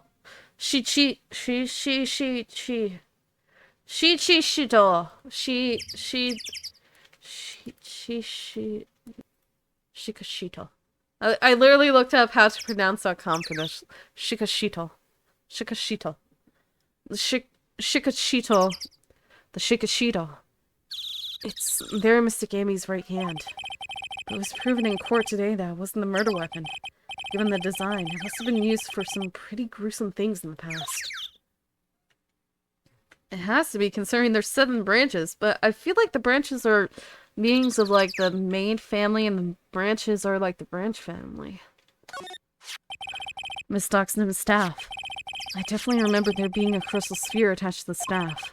Guess Larry eventually found the sphere near the foot of Dusky Bridge, but what was it doing all the way out there? There are a few of these stone lanterns scattered around in this courtyard. Without the city glare to compete with, I imagine they would seem a lot brighter. Guess Sister Bikini must light them now, since Iris can't be here. Why does it look like there's a cave behind the Amy statue, though? Can I get behind the Amy statue? Please? It looks like there's a cave back there. Hello? Cave? It looks like everything I can look at. There's nothing more. But doesn't it look like that there's a cave entrance behind the Amy statue? Is there anything under the Amy statue? No? Really? Just a hole in the rock. Really? So they literally carved. What?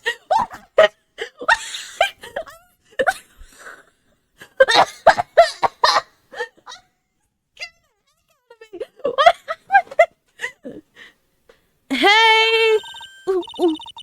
What was that drawing? Inconsiderately loud yell. Hey!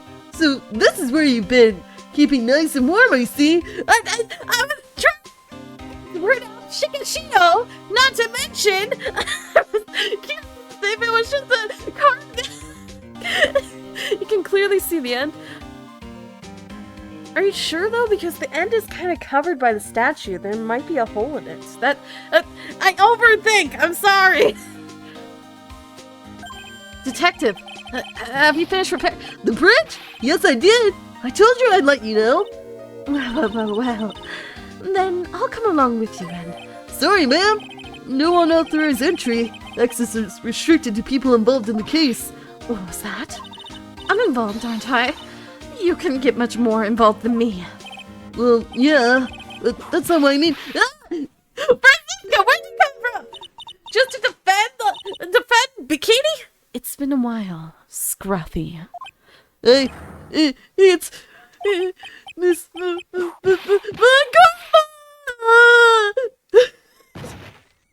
He has out, right? Sister, please leave the investigation to me. My. Well, you certainly seem to have everything under control. I am on your side. I won't do anything you don't want me to. As you work to pin the guilt on Iris. What are you daydreaming about, Phoenix Wright? You losing your whip, it catching on fire and being gone forever. Why did I give that back to you? Ow! That hurts, you know. Silence. I, Francisca Von Karma, will personally guide you through your investigation, so you will follow me. She's not seriously going to follow me around, is she? She is. She is. Hi. How are you? Help? Help me? Help? What if I look at things now with her following me? Okay, so she doesn't follow me outside, I see. She'd follow me to Dusky Bridge, eh? Okay, I think I get it. I'm going. I'm going. I'm going. Oh. It's very inventive, Gumshoe. You should be a carpenter. Why are you a detective when you are better in carpentry? Do I really have nothing to say about the bridge? Really?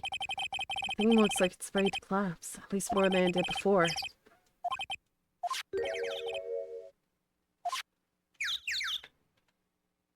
Really? I have nothing to say about the bridge? Okay. Guess I'm going to the Inner Temple. February 9th. Inner Temple Gate. Things have certainly become a lot more hectic than before. They must have commenced with the investigation. Oh, Mr. Nick! That voice! Pearl! Pearl!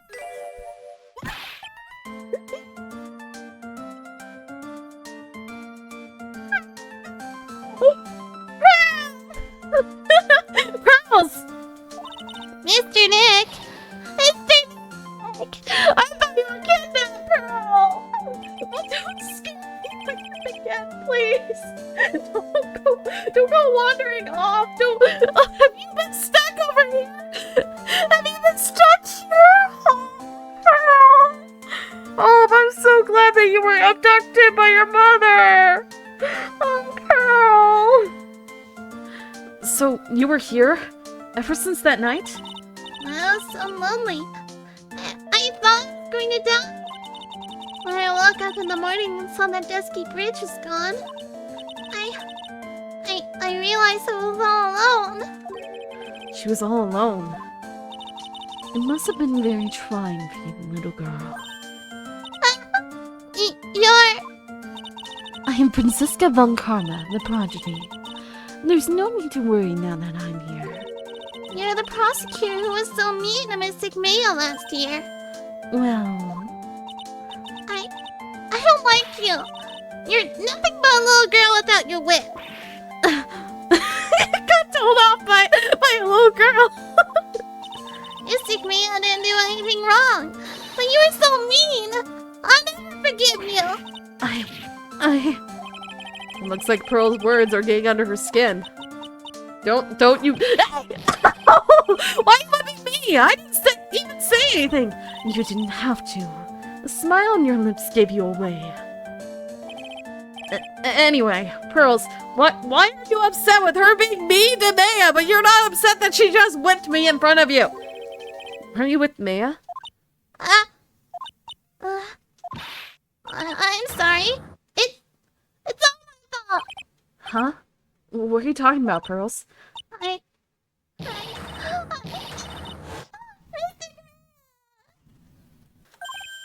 Hey, wait! Pearls!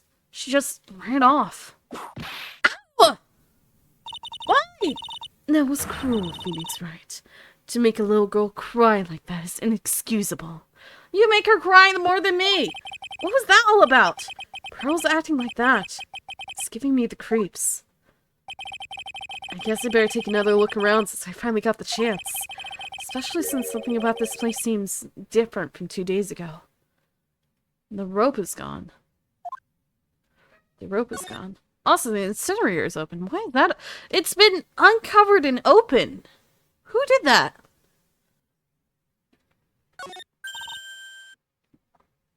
Phoenix Wright. What? Would you stop calling me by my full name like that? Was this once a prosperous port? A port? Yes.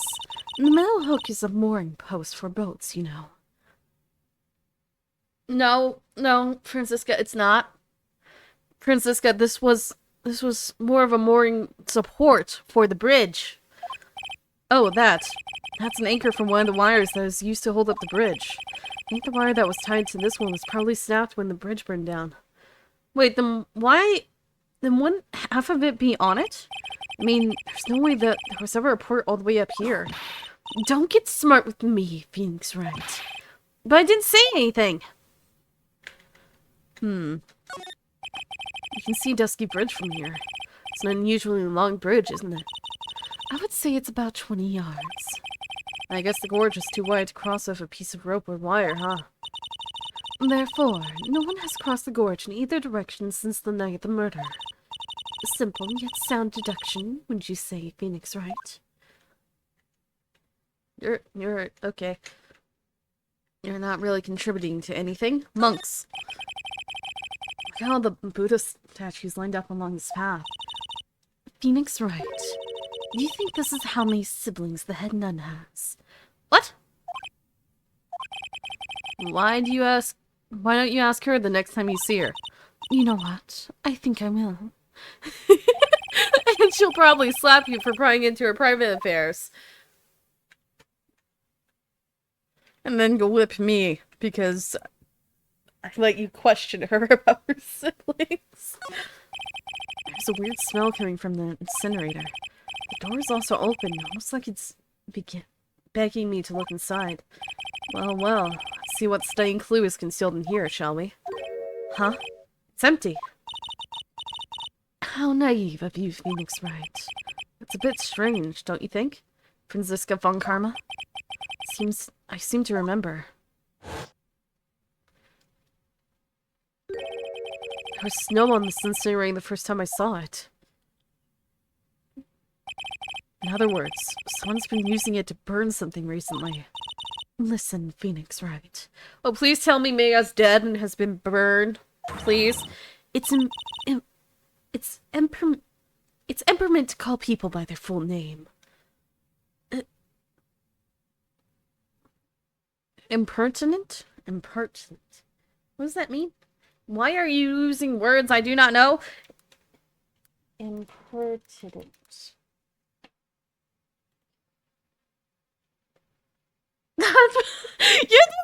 What do you mean I'm being rude? I was only copying you. What do you mean I'm being rude when you're the one who does it all the time?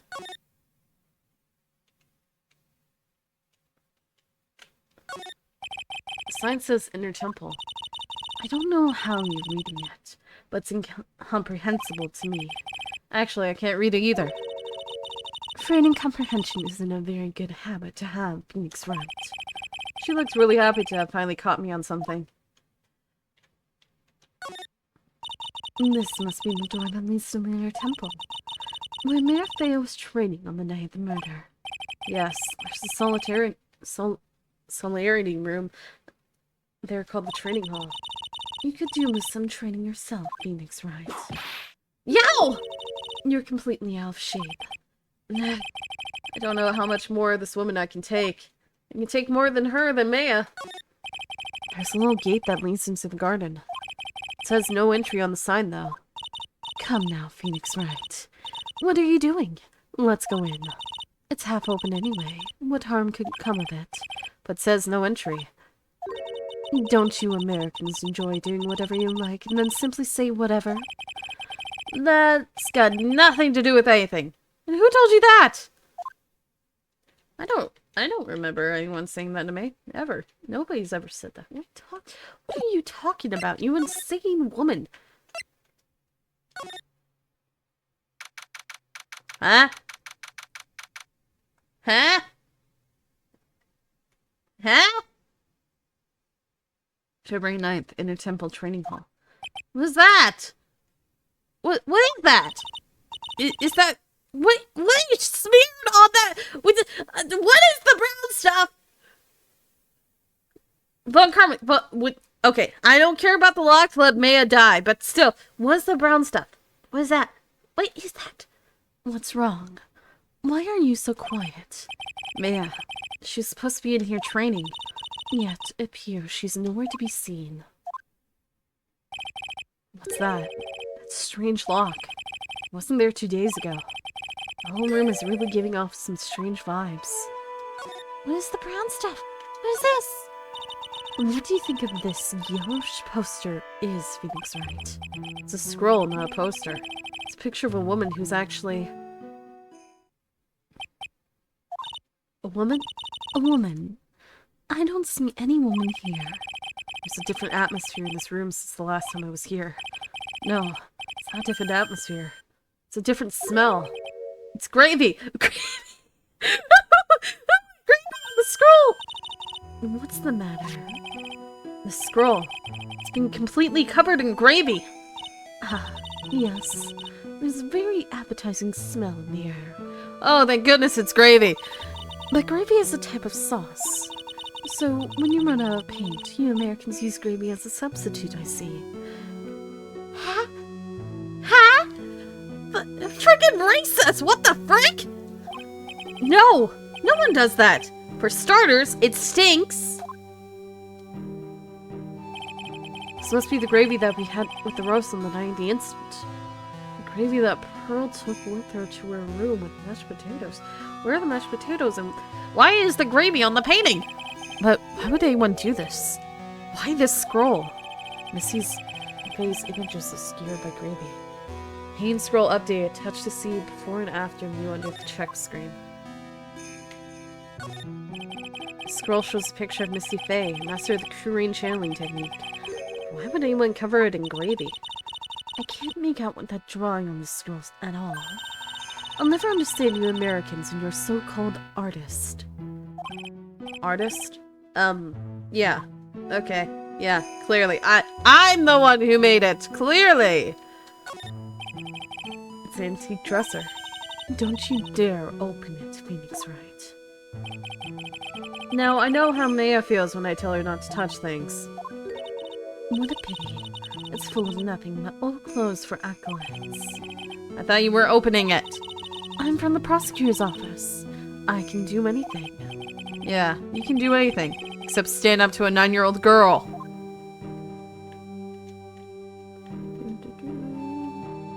Look at everything but the very obvious door. Okay, fine. The store. I was here 2 days ago. The weird lock wasn't on it. Those chains. It's almost as if they're guarding something inside that cavern. I've never seen a lock quite like this before. I have. I've seen locks and chains just like this before. They look just like the ones that guard a person's secrets during a psyche lock. I wonder if this lock is guarding something too. Dark secrets in a dark cavern.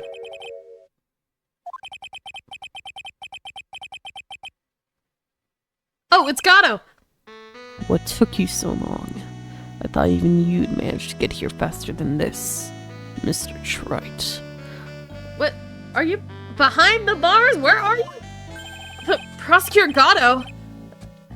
I didn't know you were here. Prosecutor.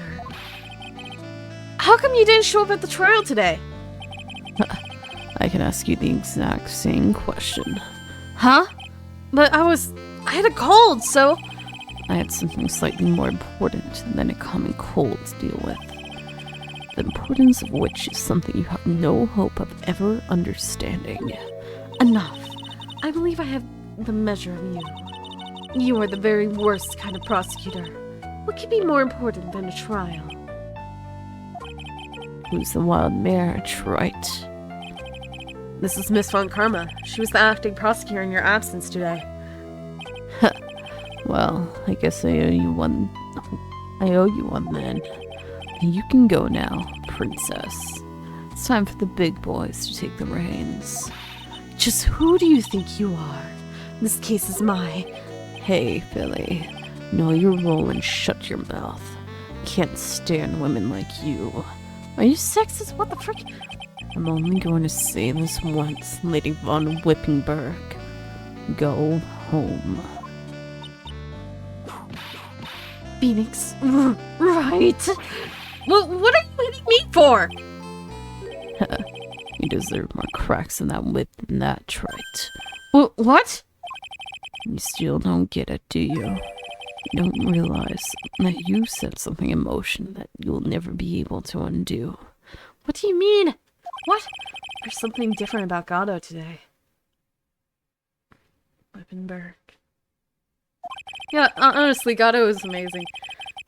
And I do know you're Diego. You have to be. And gain such a strong sense of something from behind that mask of his. Is it anger? Or is it a sorrow?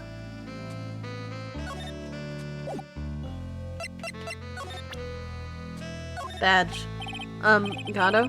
Would you mind taking a look at this? My eyes have a date with the horizon. They're flirting with the goals. I don't have any intention of aiding a defensive train like you, Wright.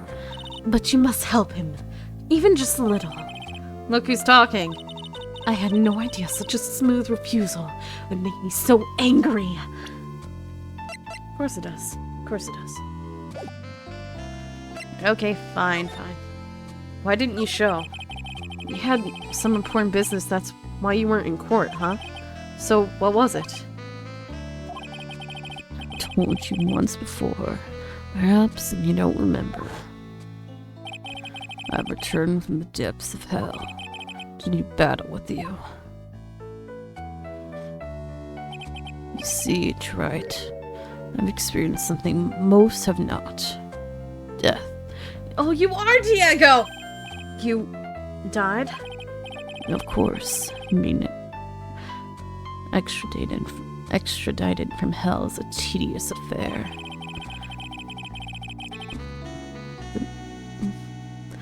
The metalicious regeneration and adjustment of all your internal organs is, well, let's just say modern medicines allow us all to live to a ripe old age. Even someone like me. So, you mean that mask you wear is this ugly device? I promise it's not a fashion statement, my unenlightened friend. Without this, I can't see your frequently dumbfounded face. Oh, you're blind?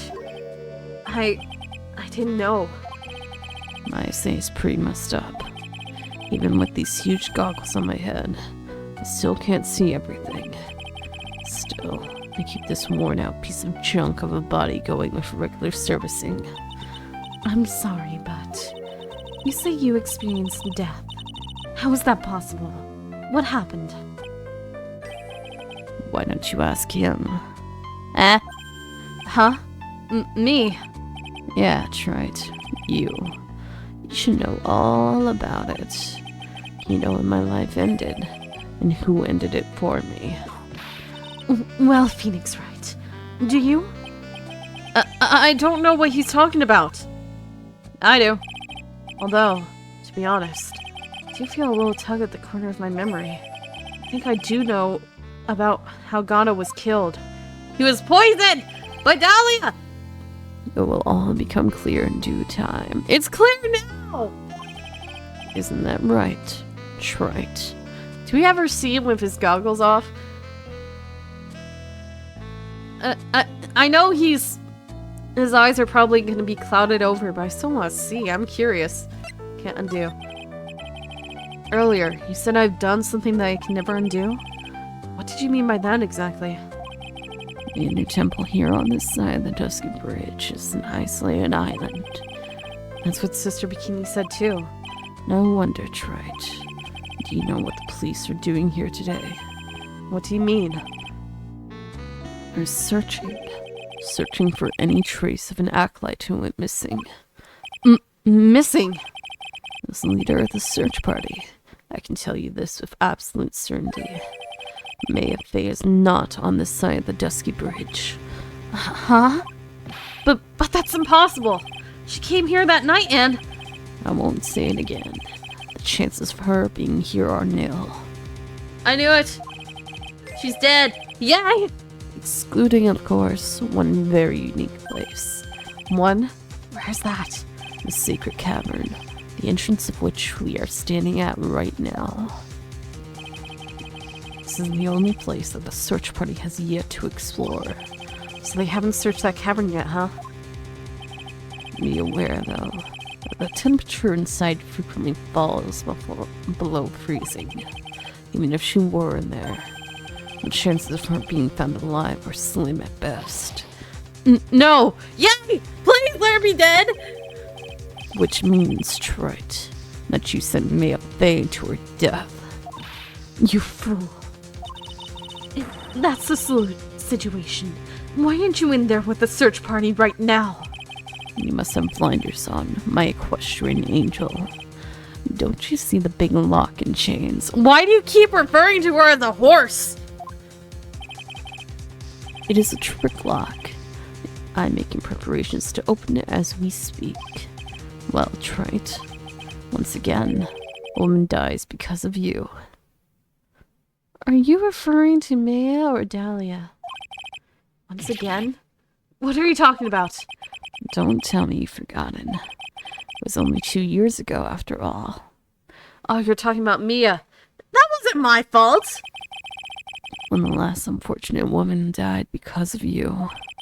Because of me. And do you know who that was? It's Maya Fey's sister. That's right. Mia Fey. Do you blame me for Mia's death? Mia. You killed her. No, that's not how it was. What are you talking about? I didn't kill her. It was 2 years ago. Mia Fey was pursuing someone. A man. But she bit off more than she could chew. She made a very dangerous enemy. Yeah, that's one case I'll never forget.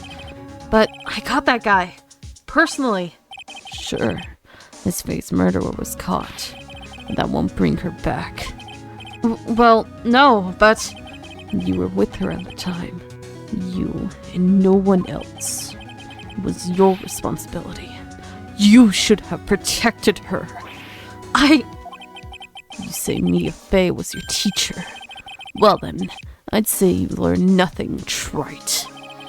You robbed her of her life, and now you've let her sister suffer the same fate. I haven't sentenced Maya to death. No! Yes, I have. Please just accept it. Trick lock. What is this peculiar looking lock? Why don't we just break it open? It'll be a simple matter of... I'm afraid we can't do that. This area has always been prone to earthquakes. The repeated tremors have weakened the foundations of the training hall. Any excessive force used to break the lock open would... Well, let's just say the inner temple and the secret cavern would be a thing of the past. Very well. Then dare I suggest the obvious solution of opening it with the key? Ha! Gosh! One second. Okay, apparently the pizza set off the fire alarm, that's all. It wasn't burnt or anything, the fire alarm's just been really touchy recently. I don't know why. Sure. Just show me where the keyhole is on this trick lock. There's no keyhole? That's right. Interesting puzzle, huh? The person who set this lock is the only one who can open it. Then who was it? Simple. The accused. What? Iris? When an acolyte undergoes training inside the secret cavern, the attending sister was responsible for locking the entrance. Obviously, the night of the murder was no exception. Maya Fey was to train in there. Sister Bikini did mention it a number of times, now that I think about it. She said that Iris was left in charge of supervising the early stages of the training. So Iris, the accused, is the only one who can open this lock. I've arranged for her to be brought here now. Iris is the only person who can open this lock? I hope she gets here soon. Hang on in there, Maya. We'll get you out. So, I should be getting back to work. Wait, Gato. How sure about Maya are you? There's no doubt in my mind. She's in the secret cavern somewhere. It's the only place she could be. You'd better start praying. You'd better pray that a friend of yours brings the accused here soon. Edgeworth? Listen up, Wright. There's only one thing I want to say to you before I go. I'll never accept you. Never.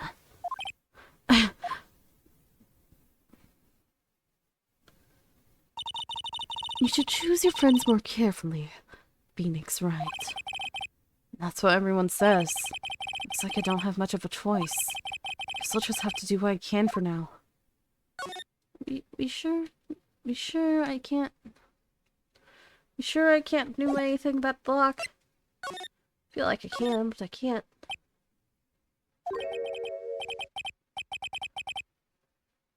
Who's saying this?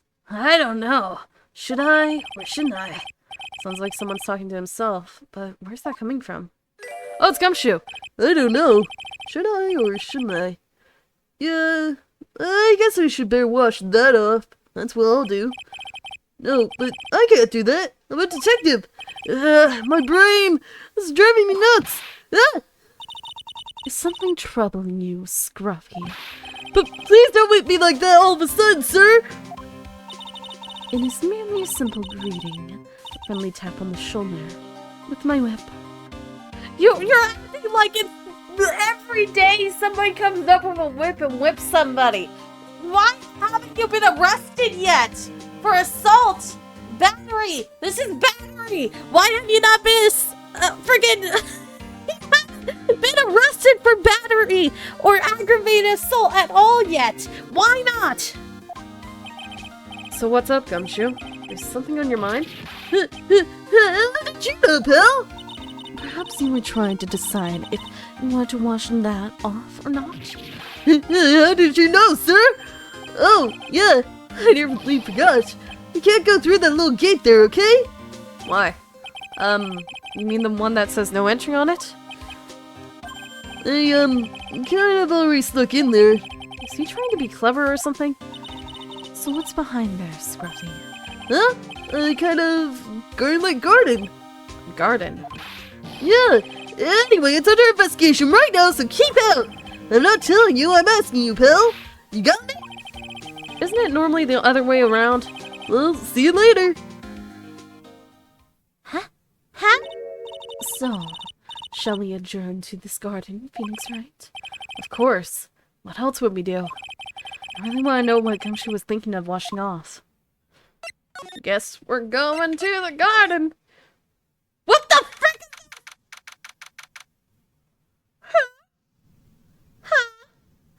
What?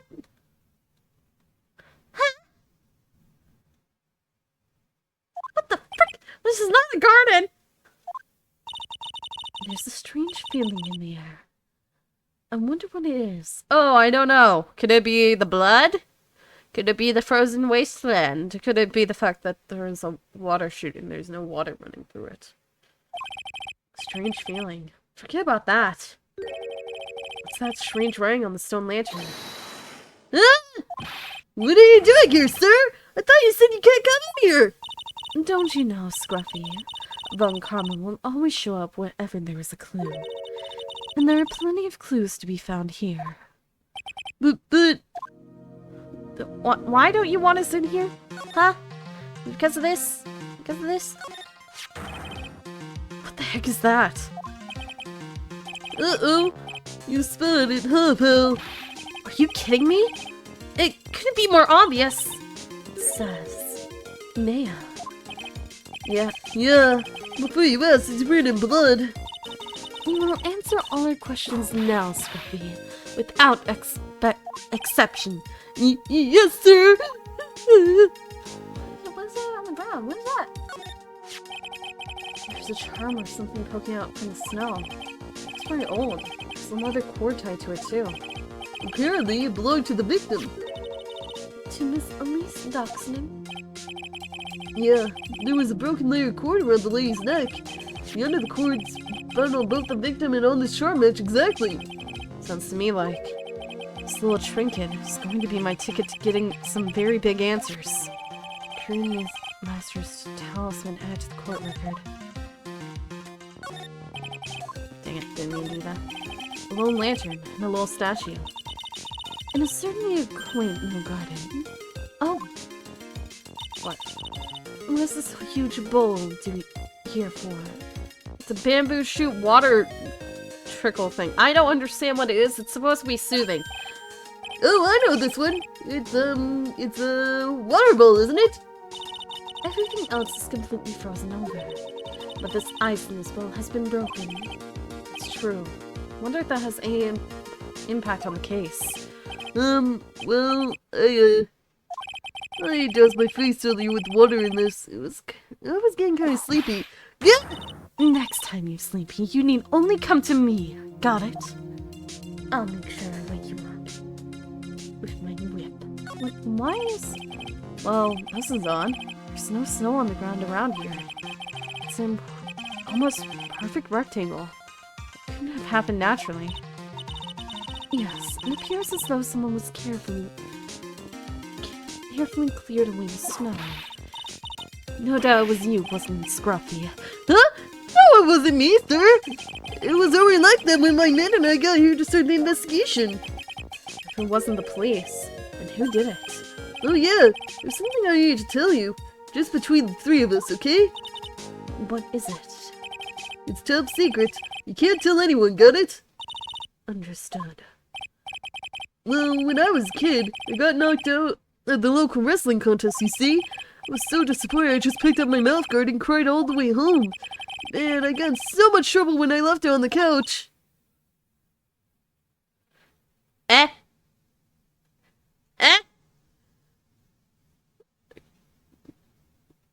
Gumshoe, what was the relevance of that story? Gumshoe, I get it. You wanted to share something? You wanted to share your secret? But what was the relevance? Was that gonna do with anything? Is that it? That's it! Get! Whoever cleared the snow away must have had a reason. No, I can't even begin to imagine what that reason could be. Considering blood trials, probably to get rid of the blood. There are a couple of torches here. I guess you need all the light you can get up here in the mountains. Yeah, I was looking at those things, pal. Looks like they've been lit pretty recently. Recently? How recent are we talking about? As recent as the night of the murder. He was training here on the night of the murder. It's not unreasonable to think that they were lit up at that time, I guess. Nothing else to look at? Nope. Okay, only thing left is to talk to you. Hey, look. It's my attorney's badge. Good one, pal. You're always good for a laugh with your little badge. A real man has a police badge. Hey, that looks good. Is it a cough drop? I tell you, pal, I had a sore throat all day. No! It's not! No! That's my Magatama! You can't eat it! What? Show you the Magatama! You tried it! What? Oh. At least he doesn't just put stuff in his mouth first and ask questions later anymore. What about this detective Gumshoe? Any thoughts? Yeah, well, it's pretty chilly today, huh? My brain doesn't work properly in the cold. Perhaps we'll just have to wait till summer when it's warmer. Oh no, my brain doesn't work properly in the heat. I'm kinda weak in the head. There are some things you shouldn't advertise, Gumshoe. Especially in front of her. I was expecting her to whip him.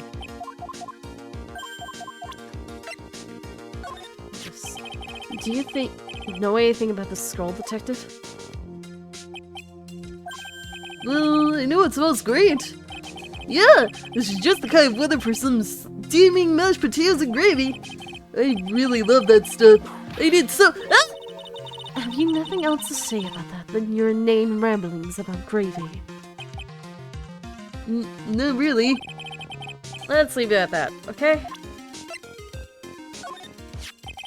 She sure was a mysterious person. Her real name, her past, it's all a complete mystery. She was Misty Faye! Still, it strikes me as odd. Why would someone who wishes to remain anonymous become an author? You know what probably happened? I bet she didn't know her books were gonna be such a success. That's what I think. Shoot! I didn't follow the ins and outs of it, but it turned out that this wasn't the murder weapon, right? If what Sister Bikini saw is right, then no, it's not. She said the murder weapon was thrust into the victim up to the hilt. The bloodstains on this aren't consistent with her story. Don't worry, pal. I'll uncover the real murder weapon. If I haven't turned it up by spring, you can take my badge. The case will be long over by then, Gumshoe. Victim staff. That staff belonged to the victim.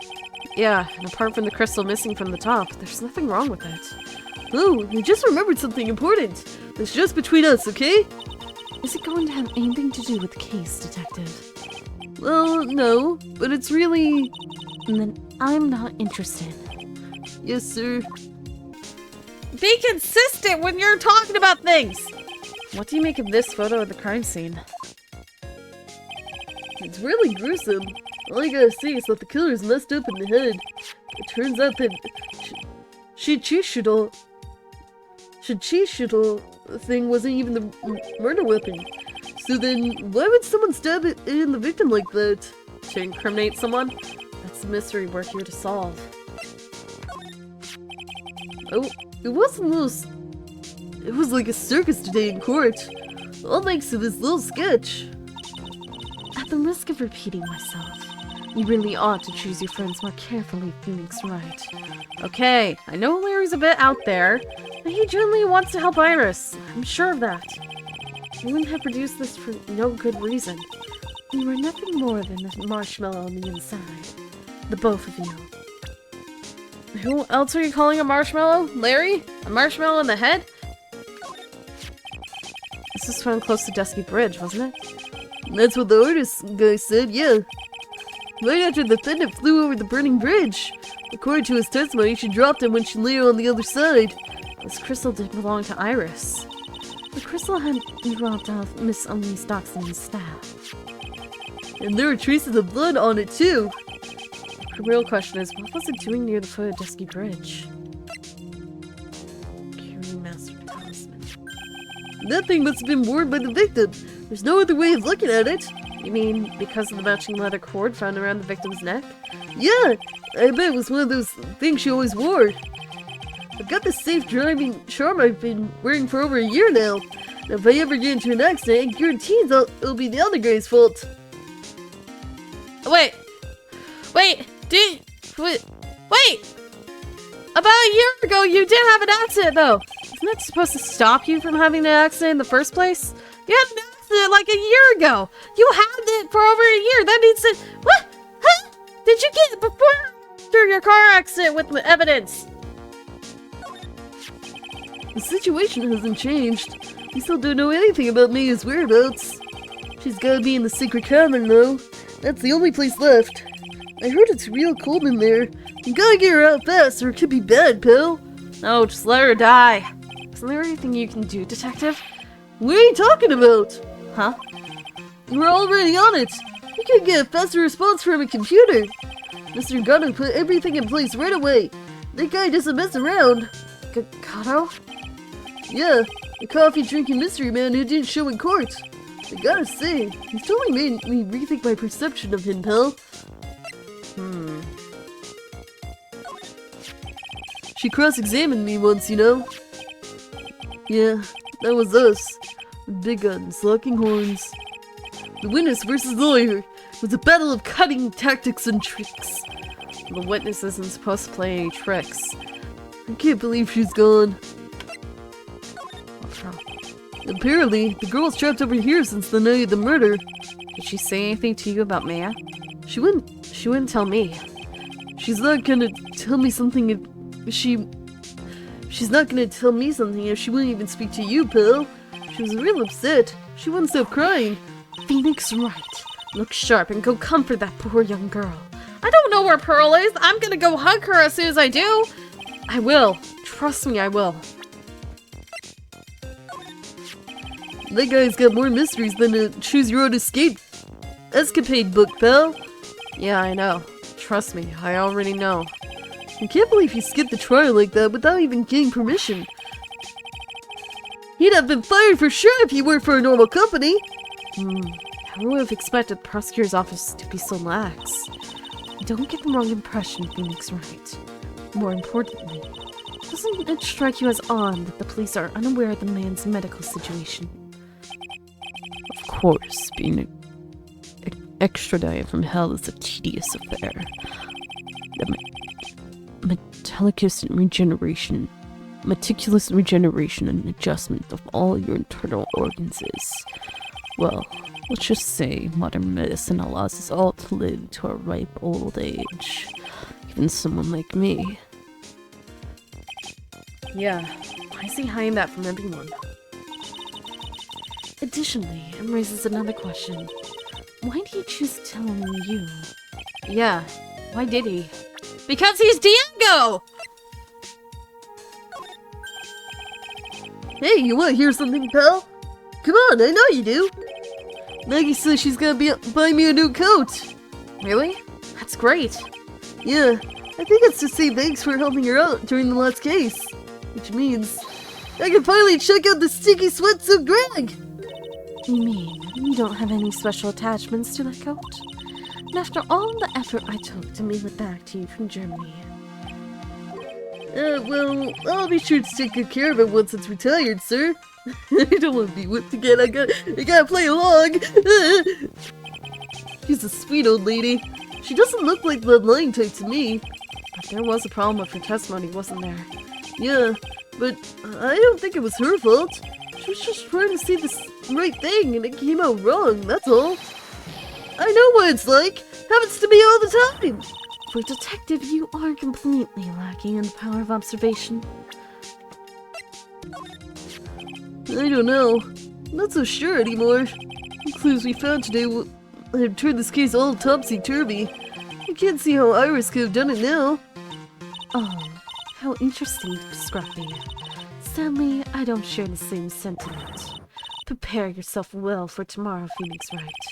Why does every prosecutor want to burn me at the stake so badly? Is it because I've only lost one case? And the guy was actually guilty? He was Miss Elise Daxonen's apprentice, or so I heard. Well, I suppose you could call him that. The guy drew a portrait of me, you know? Well, lucky you, I suppose. Yeah, but I had to pay him 50 cents for it. That's pretty awful.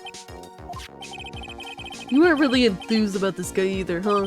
Well, he made a mockery of the court today. And I'm almost sure he did it on purpose, too. Whoa! What a beauty, huh? I can't say anything. She's right there. Please don't make me say anything. What was that long pause for, Scruffy? It's a real nice brooch she's got, too. She needs to learn how to give compliments faster than Francisco gives lashes. I didn't say anything wrong. I was just thinking about complimenting you. That's all I was doing. Please stop it. I don't like this. I haven't seen Mr. Edgeworth for about a year. Talk about a long time. Do you know why he moved overseas? I don't know. Probably to look cool. Huh? There's a lot of weight attached to doing research overseas, you know? Once I've done my stay in Paris, you'll have to call me Monsieur Gumchusher. What? People really don't get Edgeworth, do they? It's his own fault for not explaining anything about himself. Okay, now we're gonna talk to you. Investigation. So, how's the Inner Temple investigation going? We had the best forensic team in the world working the place. Forensic team. And what was the outcome on the scientific study? Nothing! Scientifically speaking, the place is as clean as a whistle. That's simply not good enough, Scruffy. Do you think I'll let you get away with that? Uh-oh. Well, there were a couple of things that bothered me when I first got here, sir. That stone lantern in the surrounding area that's not covered in snow, correct? They look kind of fishy to me, you know, scientifically speaking. So I got the lab boys to look them over. Results were... it's kind of hard to say, actually. I guess I better look into them myself. Yeah. About Maya. Oh, did Mr. Gatto tell you yet? Yes, we heard. He's got a search party out looking for her, but there's nowhere else she could have disappeared to on this side of Dusky Bridge. All we can do is wait for Mr. Edgeworth to get here, pal. Edgeworth. He's escorting Iris, the defendant, over here. We'll have to wait, since she is the only one who can open the door to the secret cavern. Oh, I think Mr. Edgeworth wants to talk to you about something too, pal. Huh? I wonder what it is. Just don't be expecting any good news when you talk to him. When I spoke to him, his head was sounding so down. I felt like I was drowning. Sounds pleasant. Bloody writing. Maya. Are we sure it was... Looks more like an R.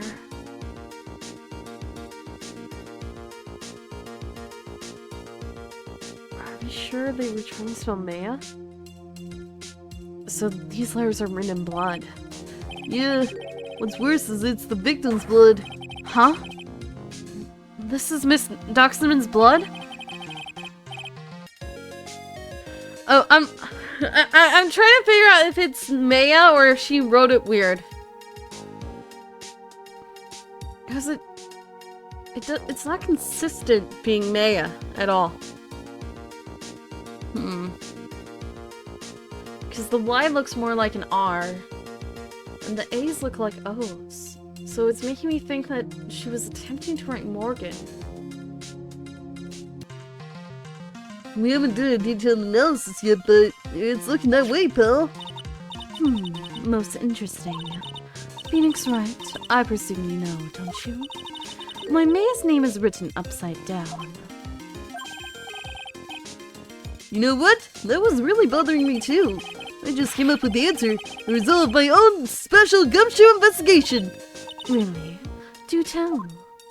Well, on the night of the murder, that stone lantern was upside down.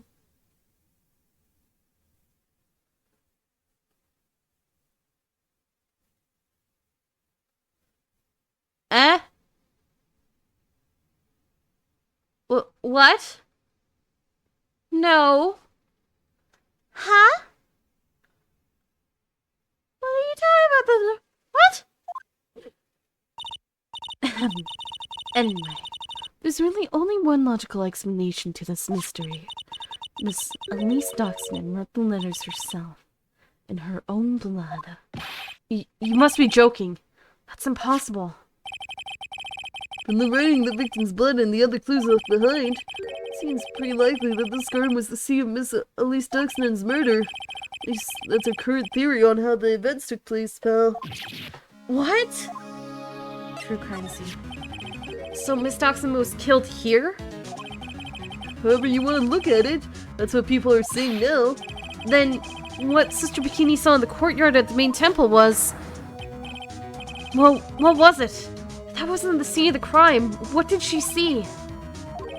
What do you think, Miss Von Karma? Surely a special gumshoe investigation would reveal the answer. No.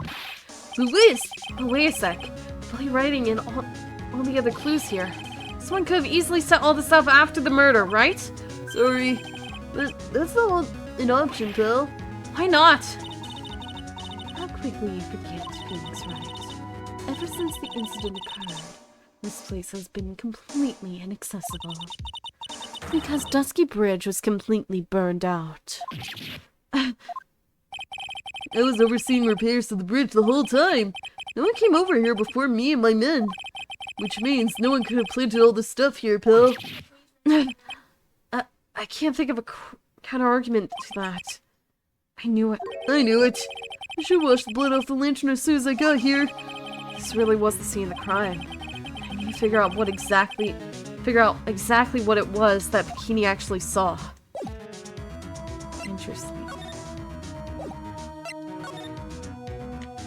There's nothing else to look at here. Okay. Well, goodbye, Gumshoe. Have fun. I'm, gonna leave. Where am I going? To the main gate? Oh, wait. February 9th. A secure temple. Main gate. It seems you have a visitor. Oh, hi, Iris! Mr. Wright! Iris! I'm really glad to see you. Gato managed to mobilize the police by claiming a state of emergency. Not him again. Never mind him.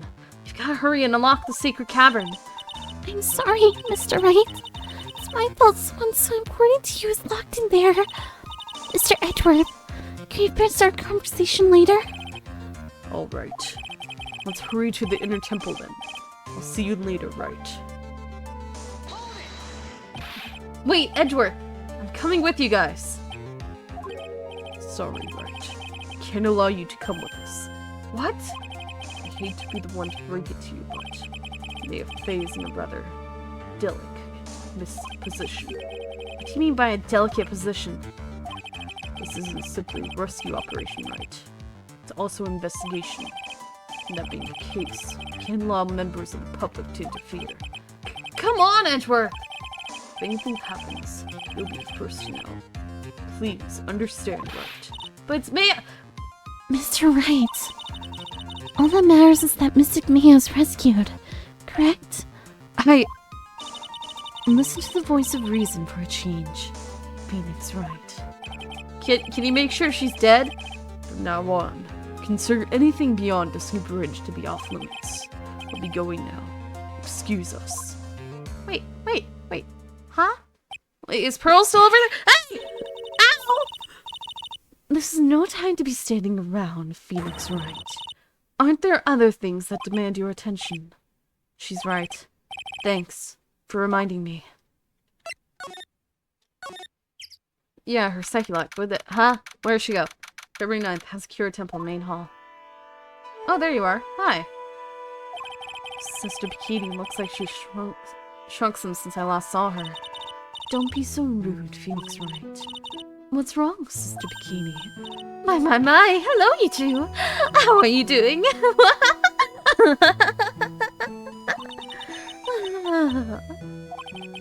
On the side of that sigh, because she's still pretty down.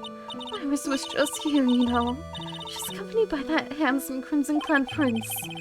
Is she talking about Edgeworth? It was just a courtesy call. I wasn't allowed to talk with her at all. Oh dear, it's all my fault that this has happened. Poor Iris. She's worried about my back, would you believe? What have I done to her? Only what you had to do, sister. You bravely and truthfully testifying about what you saw. There's no shame in that. And we'll see to it your testimony wasn't made in vain. I don't hear anyone else saying that. Mr. Blues Hoots doesn't seem to share my opinion, you see. Huh? Me? Ah! Why are you glaring at me? What? Oh, yes. You did great, Sister Bikini. Absolutely spectacular! Stop whipping me! You two are the only ones who said that to me. Can't shake the feeling that I just became a shell of to a shrew. You have a problem, Phoenix Wright. Sure, she was brave to testify so truthfully like that. I know she's still hiding something. Guess it's time to break the psyche locks of hers.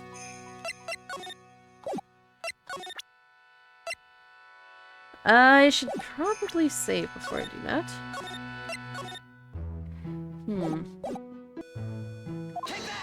Let's reveal the truth that you're hiding from me.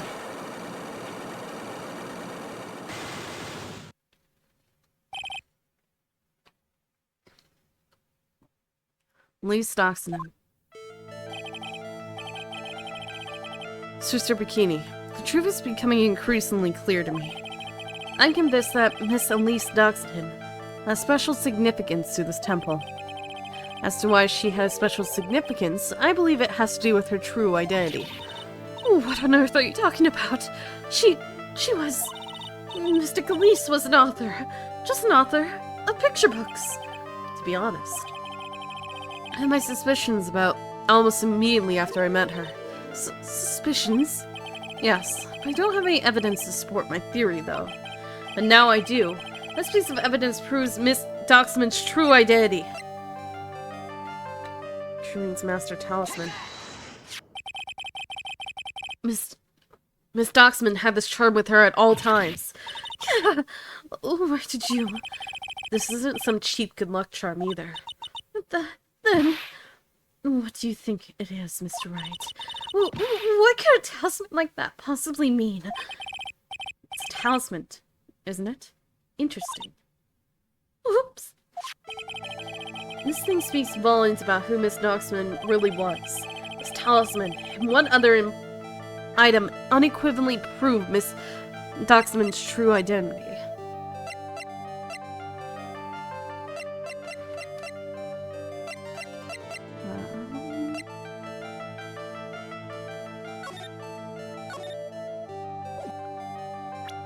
Do this?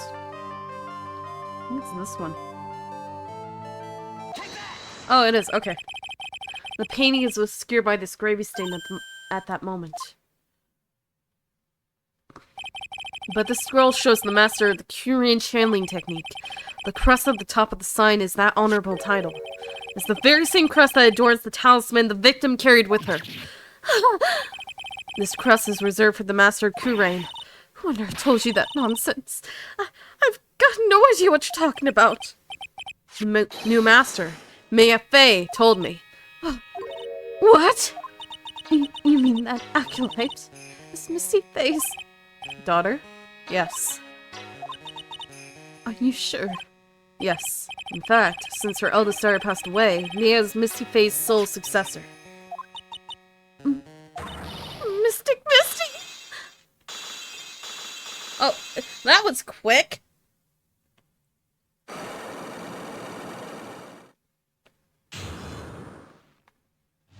Yay! Okay. Mystic Elise graced us with her presence about a week ago. And she showed me the talisman with the mark on it. Well, I nearly fainted. No one had ever seen her since she disappeared 17 years ago, after all.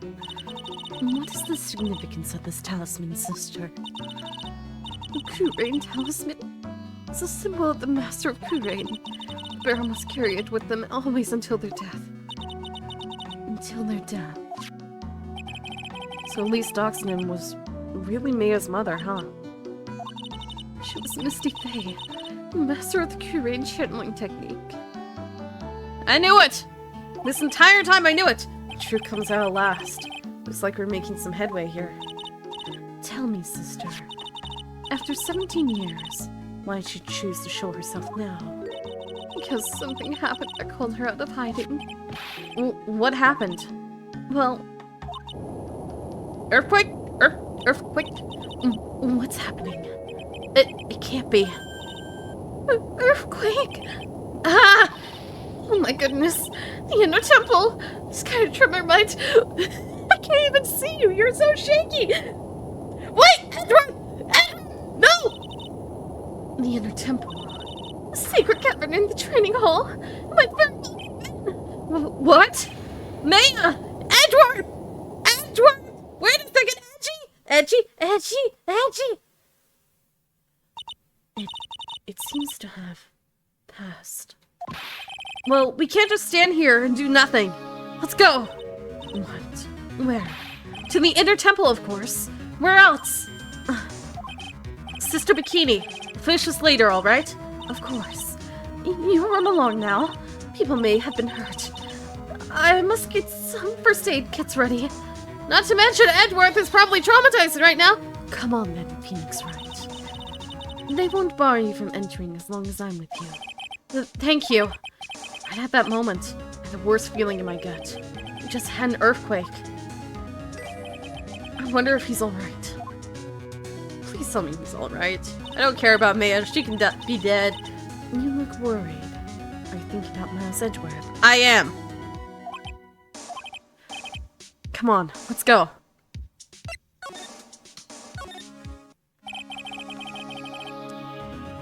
We gotta hurry to the inner temple and... Oh, hi. Right. Ah! What are you doing here? Yeah. How could I have...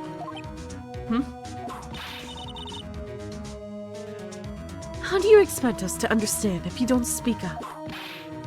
Yo! Hey! Why am I getting whipped? She's gone. Huh?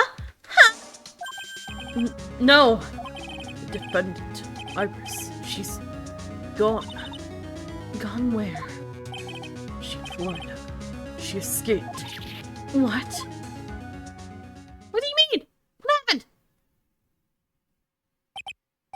So, it was just now, during the...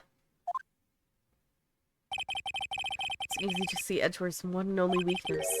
His fear of earthquakes. I should have known better than to escort the defendant alone. As soon as the ground started shaking, everything went dark before my eyes and I stupidly passed out. That incident haunts you to this day, doesn't it? There's no excuse for letting the suspect get away. I can't believe I let it happen. Right, the inner temple area is a dead end, so she could have only escaped to the side. We haven't seen her. Then we need to get a manhunt underway now, and search the Eagle Mountain from top to bottom. Wait, Edgeworth, have you thoroughly checked the inner temple yet? Don't be ridiculous. Why would I? The inner temple is like an island. There's no way to escape but to cross. No, that's not it. Iris isn't the type of person to run away, Edward. What are you talking about? So Bikini mentioned something when we were with her. She said that the secret cavern might have caved in because of the quake. Then you think Iris might have gone to the inner temple to check on the situation? Listen, Edward. I'm sure she's at the inner temple. A manhunt is not necessary. Right. Let's not waste any more time. We need to get to the training hall's sacred cavern now. Alright. Let's go. February 9th. Inner temple. Training hall.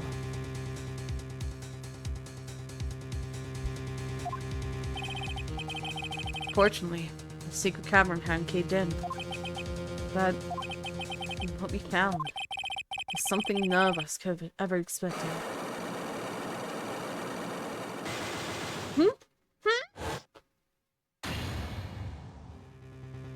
There's even more locks? How can that be? There be even more locks. What is the meaning of this? Oh, hi, Iris. Iris! Iris, please tell me. What the hell is going on? To be continued. Really? What do you mean to be continued? Just continue it!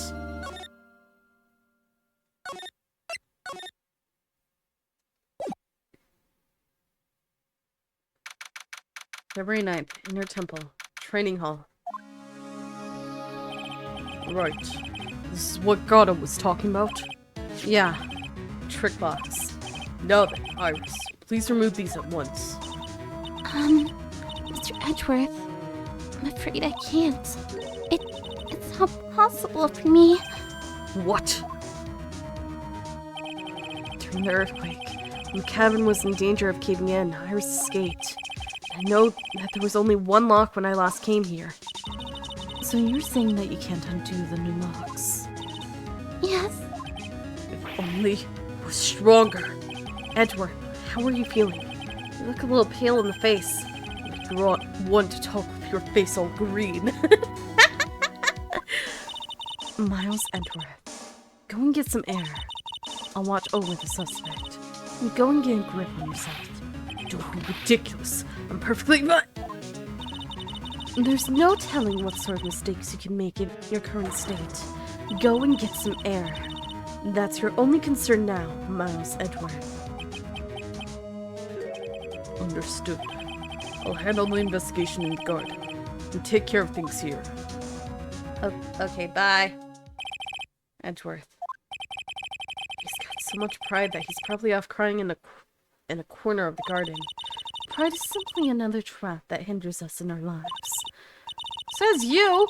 That said, one must have pride to be effective on the job. At any rate, it seems that this is where we part ways, Phoenix Wright. I'm going to stay here and see if I can't help solve these bothersome puzzles. I see. Well, thanks for your help. Now then, do you mind if I ask you a few things, Iris? No, not at all. How are you? How are you doing? Could you take a look at this for me, Iris? Yo! Locks are far more important than... At this moment, wouldn't you agree? She's right. I had to hold off on asking her about anything for now. I'm sorry, Mr. Wright.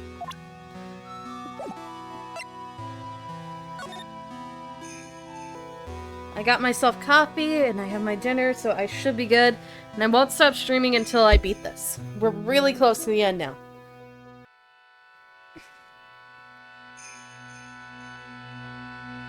What? What do you mean with the closing quotations? What do you mean by that? Wait a second! How left? It's already been 3 hours! Anyway, escape. Why'd you make him run for it, Iris? I'm sorry. I heard the inner temple had been severely shaken by the strong earthquake we had. I was so worried. I just had to come and see. In other words, you didn't run away to escape the law. At least we're clear on that. I can't tell you how relieved I am. Relieved I was when I saw the secret cavern was all right, but what? then I saw these sheets here. I saw all these extra locks that someone had put on the secret cavern's door, and who in the world would do something like this? Trick lock. These trick locks are a secret treasure of the Korean tradition. There are hundreds of ways to set them. That's why only the person who can set the lock can open it. And you weren't the one who set these locks.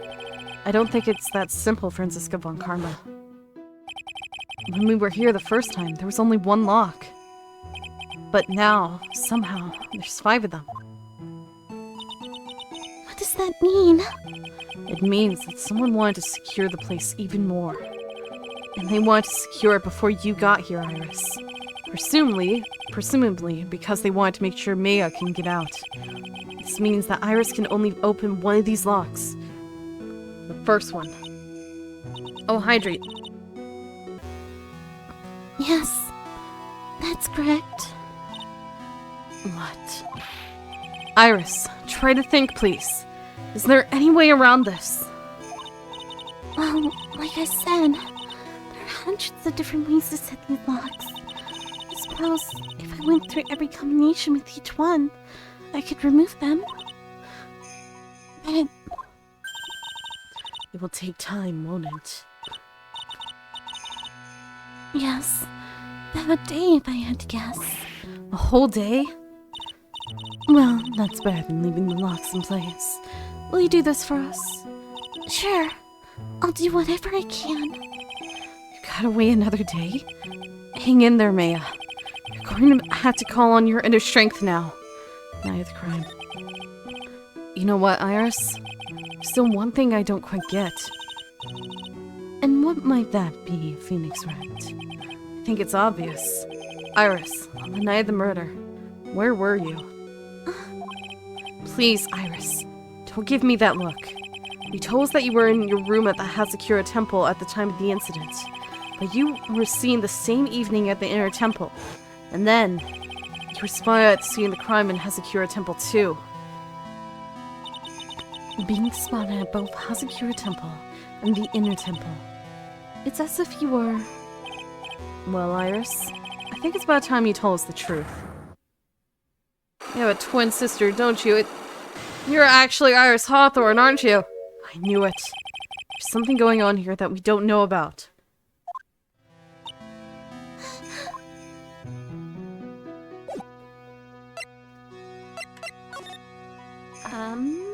Do I have everything for this? Can I leave? I can leave. Oh, February 9th, Inner Temple Gate. I finally gained to the bottom of this case.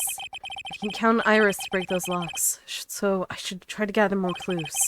From Sister Bikini, Edgeworth, Gumshoe, and Pearls. Where is Pearl? Pearl? Pearl! Edgeworth's in the garden. Edgeworth! Where's Pearl?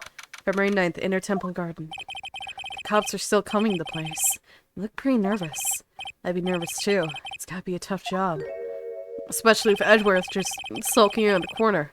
Especially with... I didn't even read what they said. Especially with someone giving you the evil eye the whole time.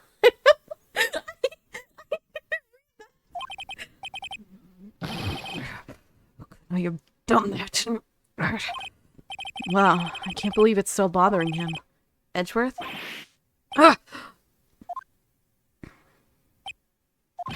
Hey, don't you dare run away! What do you want, Wright? What do I want? If you came here to laugh at me, then get on with it. Go on, laugh away. Why would I laugh at you for a traumatic... No! That is terrible for laughing at someone for a traumatic response. I was ready to hug it out with him. He's just the same prideful Edgeworth. You went back to the criminal affairs department, right? You said you wanted to look into something concerning Iris? Yes. And thanks to what I found, I was reminded of something terrible. What? What were you reminded of? Investigation. You guys are putting a lot of effort into the investigation of the garden here, huh? Huh. There's a high chance this is the actual scene of the crime. That's why. You mean because of the writing in blood? And the talisman in the snow? Exactly. As you know, those things couldn't have been planted here after the murder. But surely, you don't suspect Maya, do you? You have to treat everyone as a suspect. Maya as well as Iris. It's our job, right? Earthquakes. So, I guess you still haven't gotten over your fear of earthquakes. No. But thankfully my nightmares have stopped. But still, if the ground gives even the slightest tremor, I find myself short of breath. Still, I find myself short of breath. 17 years ago, when we were little school kids at the same elementary school, Edgeworth found himself in the middle of a murder. His own father, during an earthquake. It all started with that big quake that hit the courthouse. So that must mean that this, after the localization, it's not in Japan, it got moved to California. Yes. I was stuck in the elevator with my father, who was a defense attorney. We were deprived of oxygen, and we passed out. And that's when it happened. A single gunshot shattered my whole life. It's that cursed man from Karma. I lost everything that day. All because of that earthquake. My dreams, my family, and myself. It's been more than 17 years now. And that case was finally resolved 2 years ago, right? You think I don't know that? I was there. But it was such a shock. Never imagined I could be so wrong about myself and my life. I'm sorry, Wright. There's nothing else I can say. But after you chose to become a lawyer for my sake, not after you saved me. Edgeworth, you're stronger than you think. There's no more of the self-pity, okay? Iris. There was something that bothered me about her from the moment we met. I felt like I've seen her somewhere before. No, wait. Not somewhere, but like I'd seen her in court before. So you went back to the criminal affairs department to look for her file? Yes, I checked over every case file I've ever worked on. But I was right. I had seen her face before. 6 years ago. Dahlia Hawthorne, huh?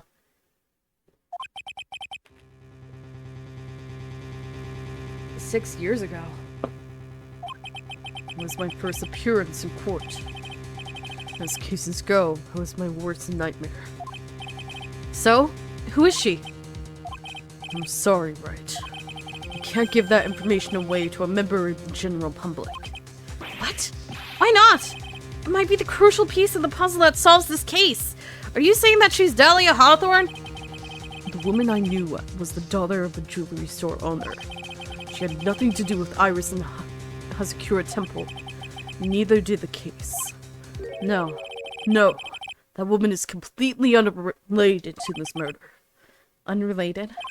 Yes, I can say that with complete confidence. You're wrong, Edgeworth.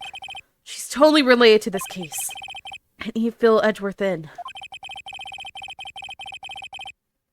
I need to explain the connection between Iris and the woman Edward knew. I guess I need to figure out the connection.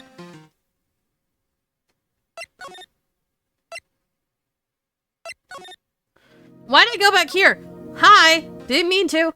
Goodbye. February 9th, Dusky Bridge.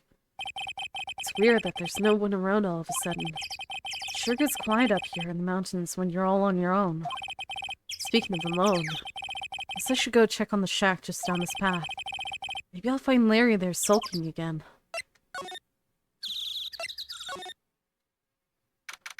February 9th, Heavenly Hall. Oh, Mr. Nick! Oh, are you okay? You must have been scared being all alone on this side, on the other side, with no food! Unless you took the mashed potatoes with you. Were you eating mashed potatoes for a full day? Because you've been stuck over there for like a full day at the very least. Are you okay? You're not hurt, are you? Are you alright? I found her earlier. Once the bridge was remade, I found her. And then she ran off crying. But I'm very concerned for her. Pearls! What are you doing here? Nothing? What about Mystic Mia? Is she alright? Well, we don't know yet. Oh, I see. Hey! What do you think you're doing here, Nick? What are you doing here with Pearl, huh? What? No! No, no, no, no, no, no, no, no, no, no, no, no, no, no, no, no. Get away from her, you pervert! No! No, no, no, no, no! Every time I show you her photo, you go all weird! No! Bad! Bad man! Get away from her! Do not touch her! What were you doing with her down here?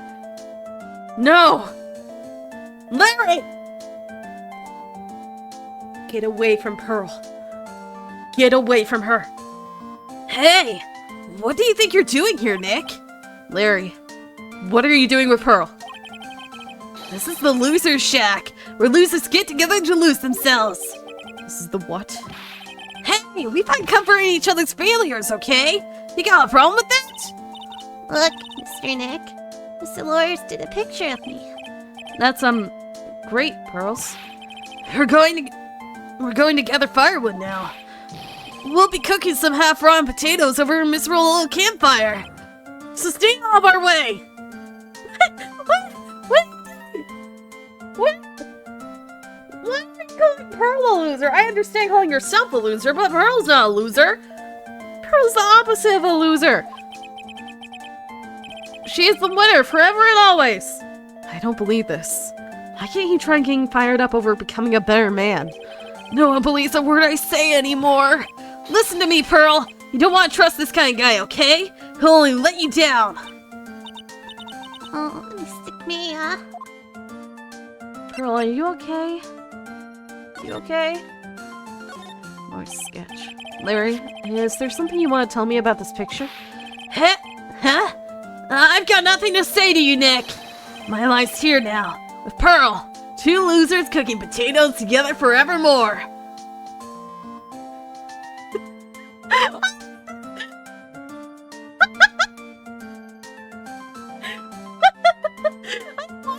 Maya!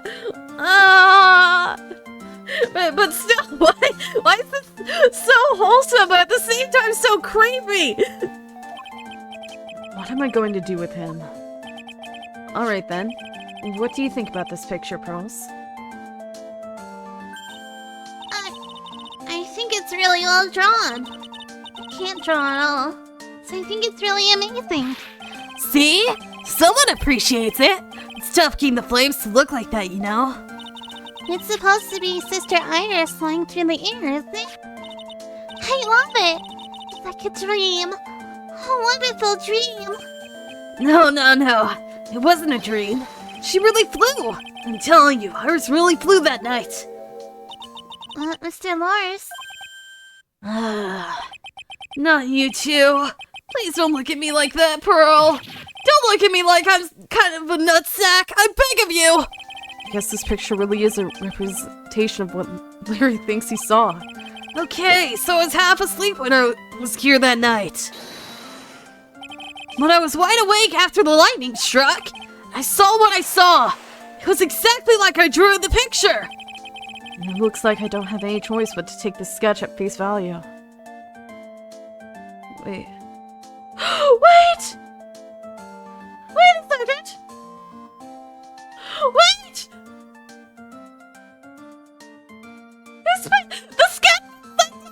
The sketch is upside down! The sketch is upside down! The sketch is upside... It's upside down! The sketch is upside down! The support wires were on the bottom of the bridge! They weren't on the top! It's upside down! It's upside down! It's upside down! It's upside down! That means she's falling! That means she's falling off the bridge! The person's falling off the bridge! They weren't flying! They were falling! Is this Dahlia? Ah! Is this like... It looks like I don't have any choice but to take this sketch at face value. She's upside down! It's upside down!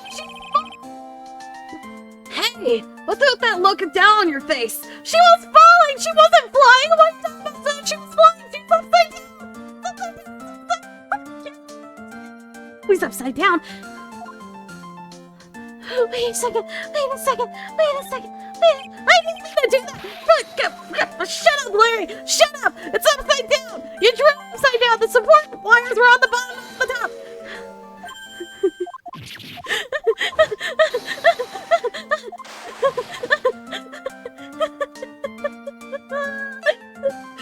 The sketch is upside down! The sketch is upside down! And she fell in the river! Again! For a second time! I am going to say, because something I probably meant to realize for a long time now! But still, it's upside down! It's upside down! Deny of the crime. I need to calm down. I need to calm down. Pearls? The sketch is upside down. She fell into the river. She didn't go flying above the bridge. She fell off the bridge. Which means it was Dahlia. Considering that... And Dahlia survived the first time she fell off the bridge, so it makes sense. She would probably survive the second time she fell off. Unless she actually died this time. If she died this time, then we need to follow her downstream. We need to follow the river downstream to find Dahlia. Oh. Pearls? Yes, Mr. Nick? I've been meaning to ask you about the night of the murder. Where were you? And what exactly were you doing when it all happened? I was just, well, I'm just a kid, you know? I'm sure it doesn't really matter what I was doing, does it, Mr. Nick? Sorry, Pearls. But yes, it does. Especially since you scared the heck out of me. On the night of the murder. You were supposed to be in Miss Doxnim's room reading a book together. But Miss Doxnim was murdered, and you, Pearls, were at the inner temple. Just what exactly happened that night, Pearls? I'm really sorry, Mr. Nick. Yep, there it goes again. How many likes we got? Oh my gosh! Oh, it's just 5. I've been a bad girl. That's why I'm being punished. By who? Who's punishing you? What are you talking about, Pearls? My spiritual power has disappeared. What? Your powers have disappeared. What do you mean they disappeared? What do you mean your powers disappeared, Pearls? It's all over for me. Spirit medium who can't channel spirits is like a painter who can't paint. Hey! What are you looking at me for? Pearls, did you try to channel someone's spirit right here at Hazakura Temple? Try but fail, perhaps? Way to go, Nick! You made her cry! Oh, she was probably trying to channel Misty. That was really cruel of you! Just so I thought. I'm going to have to break her psyche locks to get the truth out of her, or as Edward calls them, psycho locks.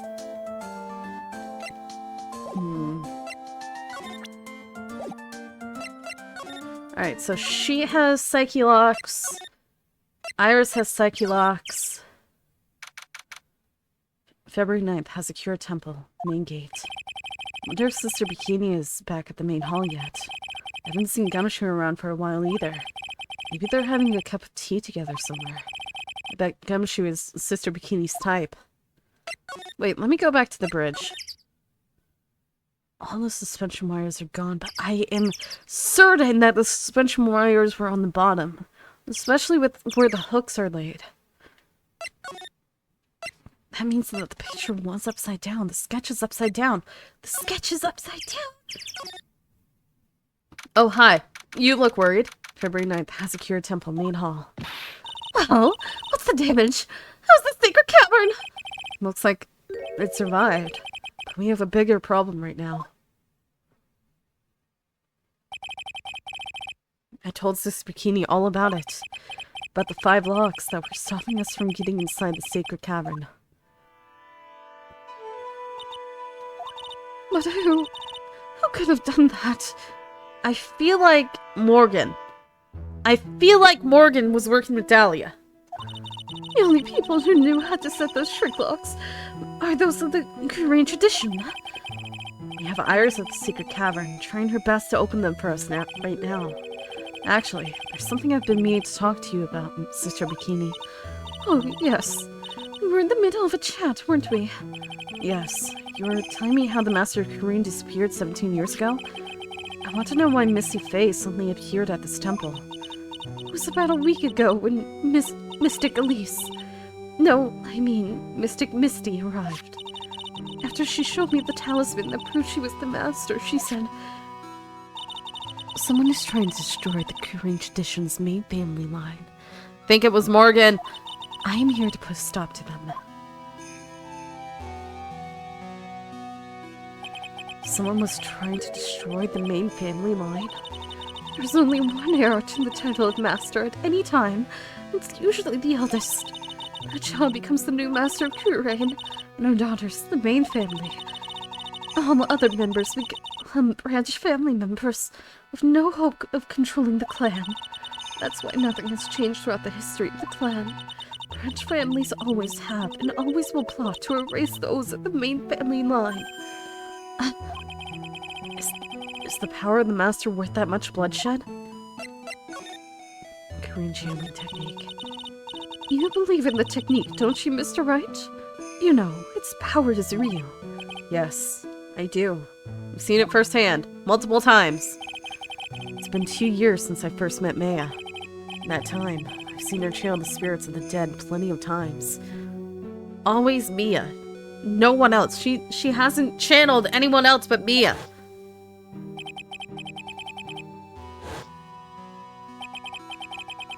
During the Masty Mask case. During Maggie Bird's trial, too. Thanks to Maya. Mia's always on hand to help me out when I need her the most. The Korean technique has made a huge difference to the world, you know. I mean, the ability to commune with the dead. That true psychic power, you know. Members of the tradition have always been there, behind every important leader. Why wouldn't respect such a tremendous skill? Who wouldn't respect? I suppose so, but with all that power and influence, I kind of expected you'd be really rich by now. Are you saying we're poor, Mr. Wright? Oh, you're very direct, aren't you? People don't believe in it anymore, you see. All because of one little mistake. Mistake? What mistake? It was 17 years ago. That's when everything came crashing down. All because of that incident. That incident? Is she talking about what I think she is? I'm sure the record still exists if you're interested. Locked up, of course. It was called the DL6 incident. That's the name of the file. Oh, I know everything about the DL6 incident. The DL6 incident. I knew it. The DL6 incident. I know it well.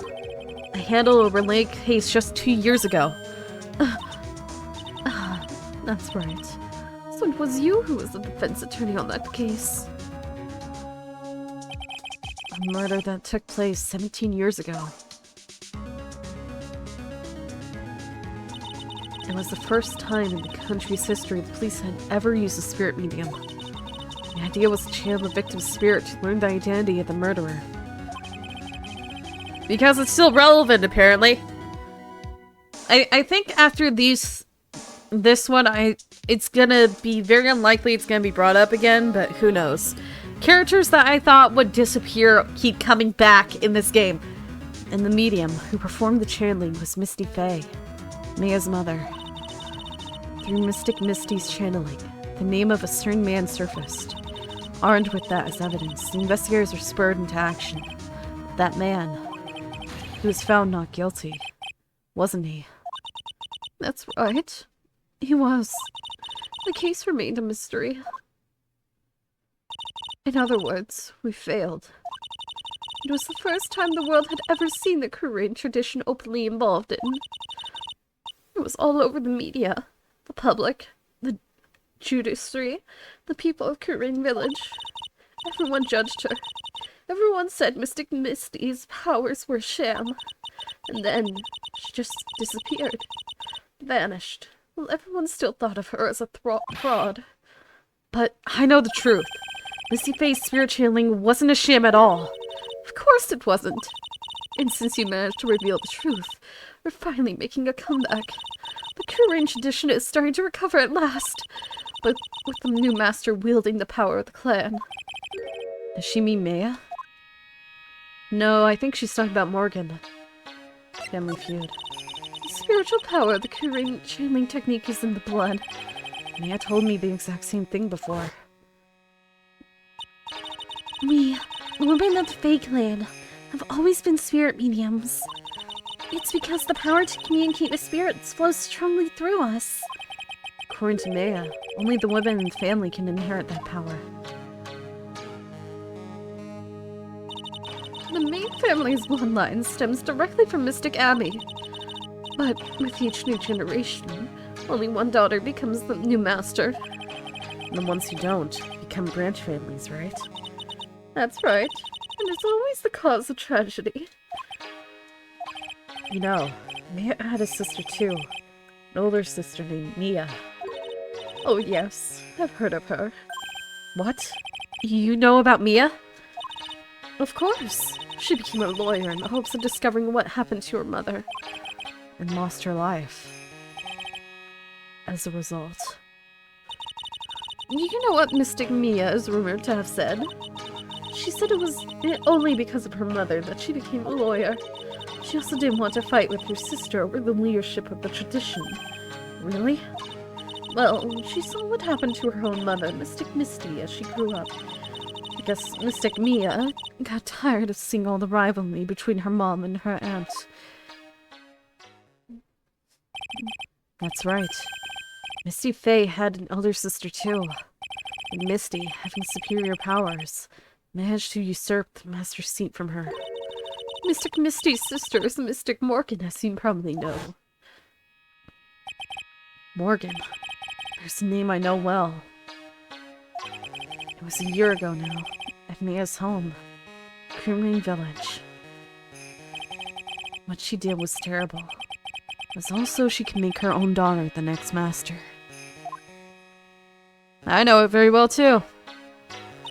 I suppose if you know about Mystic Morgan's daughter, then you must have already realized that Iris... Huh? Iris? What's Iris got to do with any of this? That Iris is Mystic Morgan's daughter. Huh? Eh? Huh? What? Iris is what? Is she kidding me? Iris is Morgan Faye's daughter? But Pearl's Morgan. Huh? What do you mean? What did you mean by that? Did you just say that Iris is Morgan Faye's daughter? Oops, I thought you already knew. It sounded like you'd met one of Mystic Morgan's daughters already. I have. I know her very well. Oh. Yes, Pearl's Pearl Fay. I always thought she was an only child. You just... a child? She's Mystic Morgan's? I had no idea. Mystic Morgan. But she's in prison now, isn't she? Yes. Ever since she was found to be a co-conspirator in a murder case last year. What do you mean this is so much fun? Oh, I don't like you looming over. Don't loom over her, Pearl. You're sadistic. Freaking don't loom over her. All this is reminding me is Overhaul and Airy. Gosh dang it, get away from her, please. You're a terrible mother. I understand it was for her best interest, but still, killing somebody just to make your daughter the master doesn't do anything. Then framing her cousin, who she clearly loves. Don't do this to her! Get away from her, you manipulative... It was all done to set Pearls up as the next master. I'd be fine with Pearls being the next master, but still, frickin' Morgan needs to go. I see. So I've been wrong all this time. Mystic Morgan had 3 daughters. Not 2. 3! 3! Oh! Oh!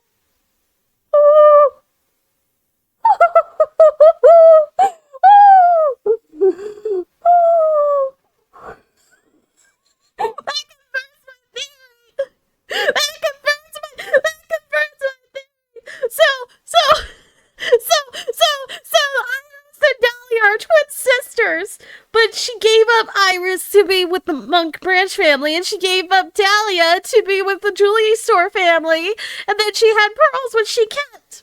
Why did she only keep Pearls? Why did she get rid of 2 of her daughters? She's a terrible mother. Why did she get rid of twins? Why? She's a terrible mother.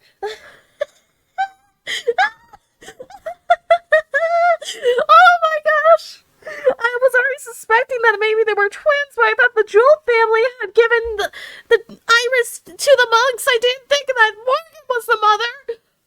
What the frick? So Morgan is involved in this. Oh, I was right about that. Oh. What do you mean Pearls was special? What about her other 2 daughters? Did neither of them have spiritual power, so she just threw them away? What the frick? She's a terrible mother. So mean. Oh my gosh.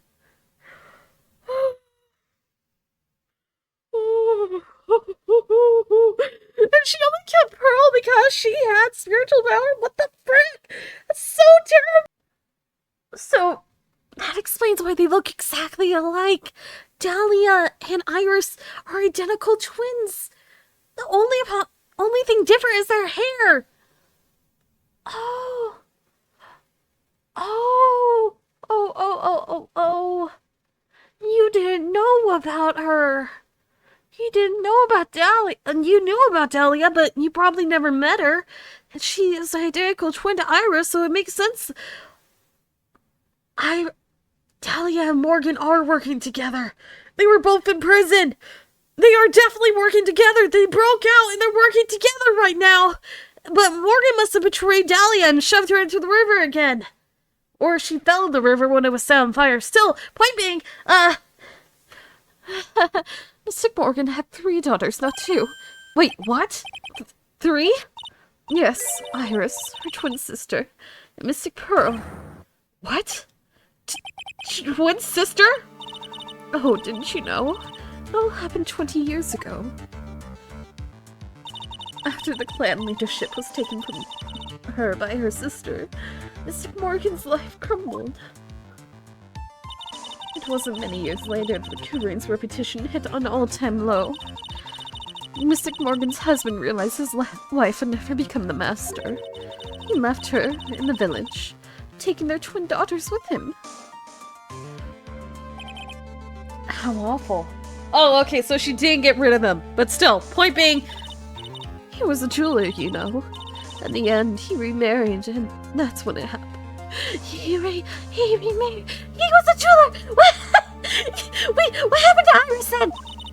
He decided to give us one of his girls up, to be looked after by us here at the temple.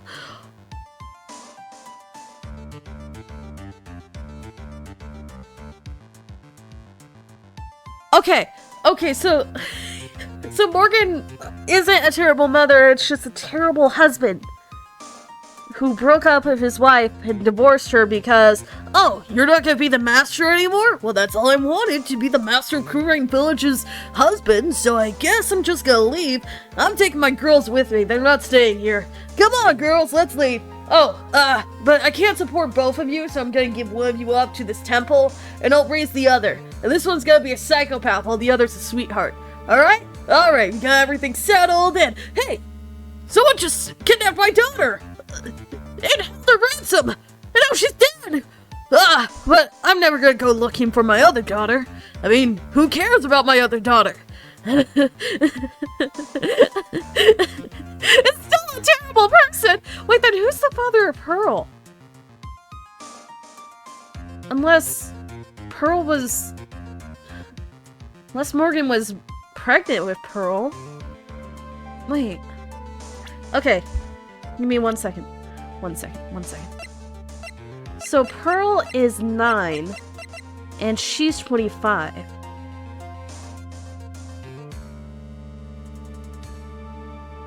Okay, so... they were 16. So they definitely have a different father. There's no way that jeweler went back to his wife just to make a baby. Because they were both 16 when Pearl was born. So that means Pearl is only a half-sibling to them. But still, point being, that would explain why they don't have the same exact look and why it was...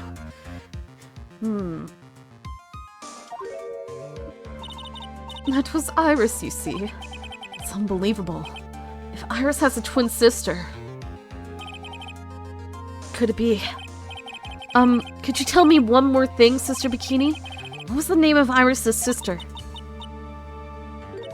I'm sorry, Mr. Wright. I just can't remember. All I recall is that her father was a jeweler. Well, that's a clue, I guess. Jeweler. Thank you very much. You've helped clear up a lot of details. Pearls has 2 older sisters, huh? Twin half-sisters? Yes, that's right. No doubt it was all because of Mr. Morgan's anger towards the main family. Anger? What do you mean? Her twin daughters were taken from her by her jeweler husband. Even that couldn't destroy her dream that a child of hers would one day lead the clan. That's why she had pearls. It seems that the incident here was a result of Mystic Morgan's anger. So she literally just went to... Oh my gosh, okay.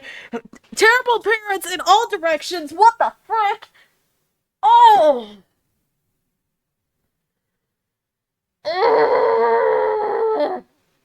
Okay, so Morgan only married and had kids so that she can have one of them take over the Faye family. That's it. That's it. That's the only reason she had kids. It wasn't to have a kid and have a happy life. Oh, I don't care if you succeed as long as you're happy. No, it's so that, oh, you're gonna be the new master of the Kuring village. I'll make sure that happens no matter what, even if it means murder. I'll kill anyone for you if it means that you can be the new master. Oh, you will continue to live on my dream of being a master, won't you? So she was a psychopathic person who was living her dreams through her children, which is the worst type of parent, essentially forcing their children into doing what they want, and not even considering what the child wants at all, which explains why freaking she was so sheltered and didn't even know what a bus was. Oh my gosh. And then that doesn't help that the father of the twins took them away and decided to give one up to a temple. Don't ever see or talk to her again, and then keep the other and spoil her so rotten she becomes a freaking psychopath. Both Morgan and her jeweler husband are terrible people. Oh my gosh. I hate both of them. What the frick? If you're gonna take both of your daughters with you, keep both of the daughters. Don't just shove one off to be raised by a bunch of nuns. And then spoil the other to the point where she becomes a psychopath.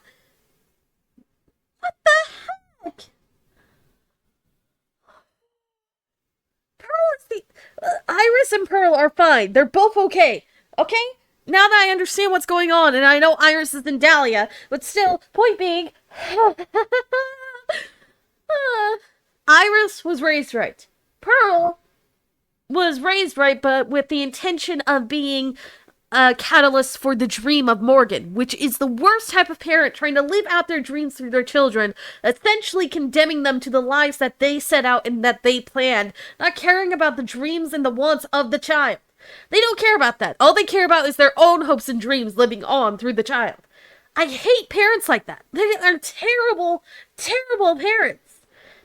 And then the father just freaking spoils the heck out of the other one.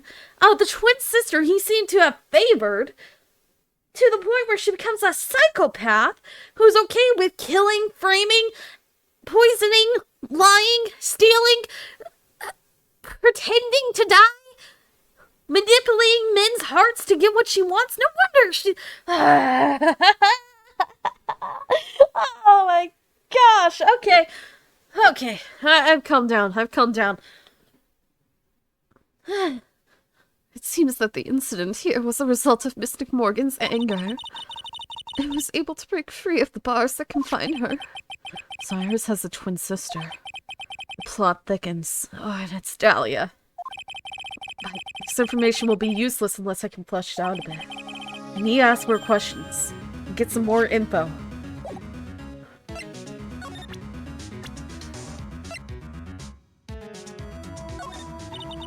Iris had a twin sister. That's really all I know about her. That and the fact that she was taken away from her mother by her jeweler father. I don't have any idea where she is or what she's doing now. I could tell her, but she's probably have a coronary and a half. I think about it, I do kind of feel sorry for Mystic Morgan. It wasn't her fault that her sister was more powerful spirit medium. Mystic Morgan just couldn't compete with her sister. It must have been really tough on her. Even so, it doesn't excuse all the things she did. No, of course not. Okay, calm down. I have calmed down from being upset with terrible parents and terrible parenting styles. Oh my gosh, I hate everyone. February 9th, Hasakura Temple Courtyard. Sounds like someone's happy. What tune is that they're humming? Oh, of course it's you, Gumshoe. Hi. No motive, no crime. No motive, no crime. Sing it with me. No motive, no crime. I remember when we used to search in the chilling room in Karain. Whoop! I love my job! Who cares if the clues I find are no good? It's not what investigating's all about. The investigator investigates for the love of investigating. It's a passion. Good cases we have, good cases we've lost along the way. I would have never guessed that Gumshoe was into Regia? What is that? What is that? Is it a music type? It's probably a music type. Popular music of Jamaican origin that combines native styles with elements of U.S. black popular music and is performed at moderate tempos with the accent on the offbeat. It's a music genre that originated in Jamaica in the late 1960s. Reggae! Oh! I never would have guessed Gumshoe was into reggae. Every case is gonna be airtight. Every case is gonna be airtight. Hey, Pill. Huh? Who? Me? How long have you been there? I just got here. Oh, okay. Oh, it's a good thing you didn't hear me singing. So, what are you up to, detective? I'm investigating, pal. I made a promise to Mr. Edgeworth. I promised I would find the real murder weapon. The real murder weapon. The barbed sword thing turned out to be a false lead, right? I'm giving it my best shot here, but I still haven't turned up any clues. I just found these weird scraps of paper. Looks like a letter or something. Doesn't seem to have anything to do with the case, though. Letter.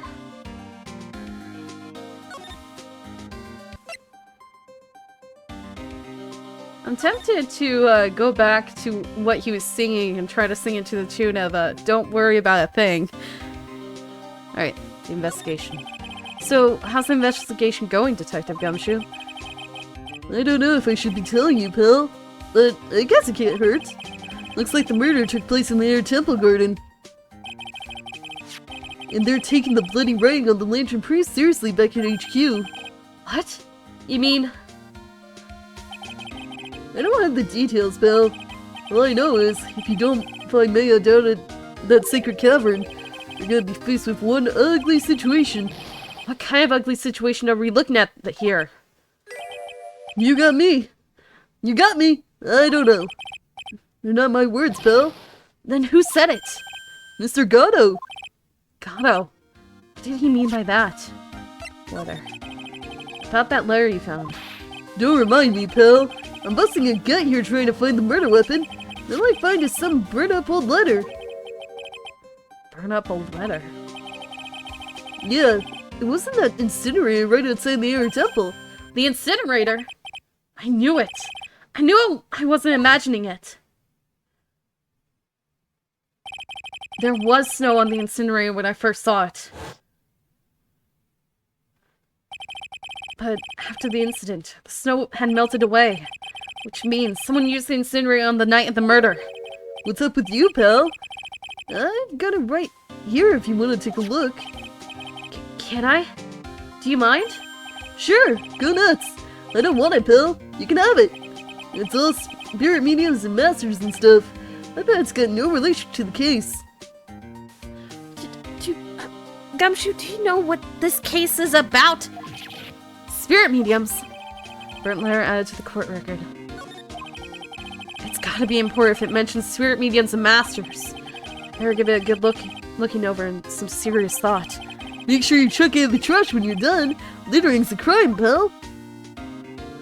You look. Need a look. Be careful. Once night falls, should be there. As soon as you hear the lights out, pal, you must channel her spirit. Leave everything up to her. Her name is... She is... the whole... There's a picture of her. Use it when you channel her. I know you can do it. Once this is burned, also may tell anyone about this letter. Gravely roast the master in the fires of Hades and burn our vengeance for your worship. Oh! Oh! Oh! Oh! I know what happened now.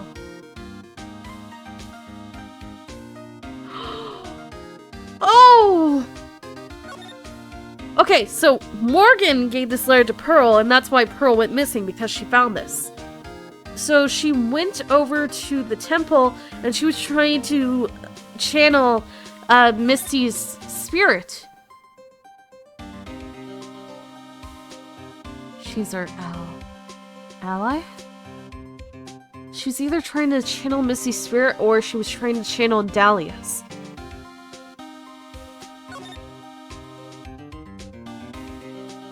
This was given to Pearl. And she probably misread Gravely and threw gravy at the picture. I feel like that's what she would have done. Anyway, murder weapon. So, what do you know about the real murder weapon so far? Well, it wasn't the Shichishido that was found impaled on the victim's body. The Sarge would have proved that in court today. Yes, that's true. In which case, it must have been another blade. And that's what you're running around like a headless chicken looking for? Looking for her now, huh? Yeah, and man, it's tiring work. But let me tell you something, pal. I'm no chicken. You got the feather of forensics in our cap these days. We're using the department's secret weapon on this. Secret weapon? Is that a dog? What's the secret weapon? What's the secret weapon of yours? You wanna know? You gotta think scientifically, okay? Alright. The murder weapon was a sword. Swords are, scientifically speaking, made of metal, right? Any questions so far? Oh, you're using a metal detector? No. I know what he's gonna say, but I'll let him look smart. So, what's the perfect tool for the job? Ta-da! A metal detector! Raise your hand if you didn't see that coming from a mile away. Throw a pot of great yellow to scroll. she's 9 years old. She would misread something like that gravely. She probably read gravy and she's like, Oh, I have to throw gravy at the picture. Okay. that might be why it's covered in gravy.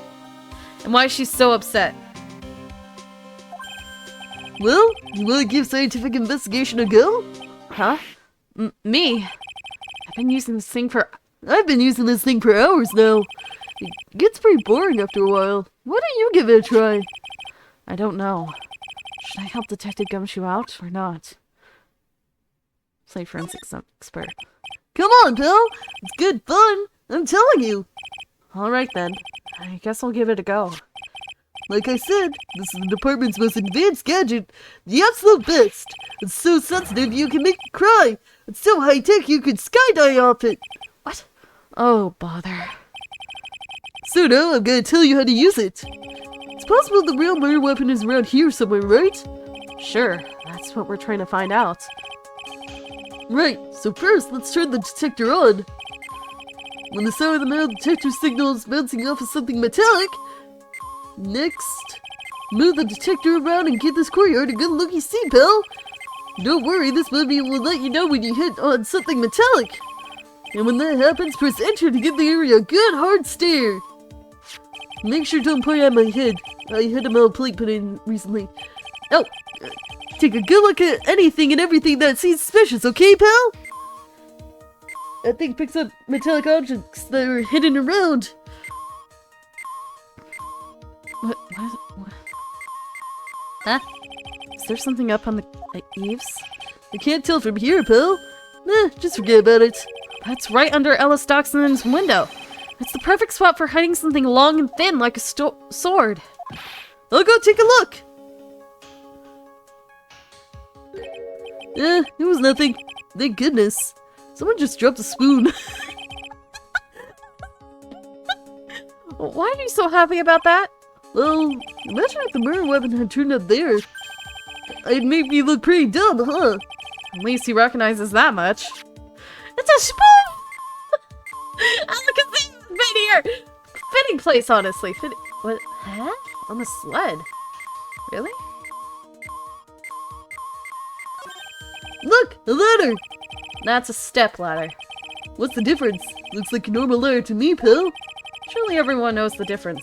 I mean, pretty ordinary objects. I've met plenty of guys like you always picking out the smallest details. The vegetable store guy near my place does it all the time.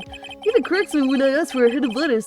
That's a cabbage, he says. I'm telling you, they're the exact same thing! Yeah, I honestly don't know the difference either. No, they're not! They're completely different! What is the difference?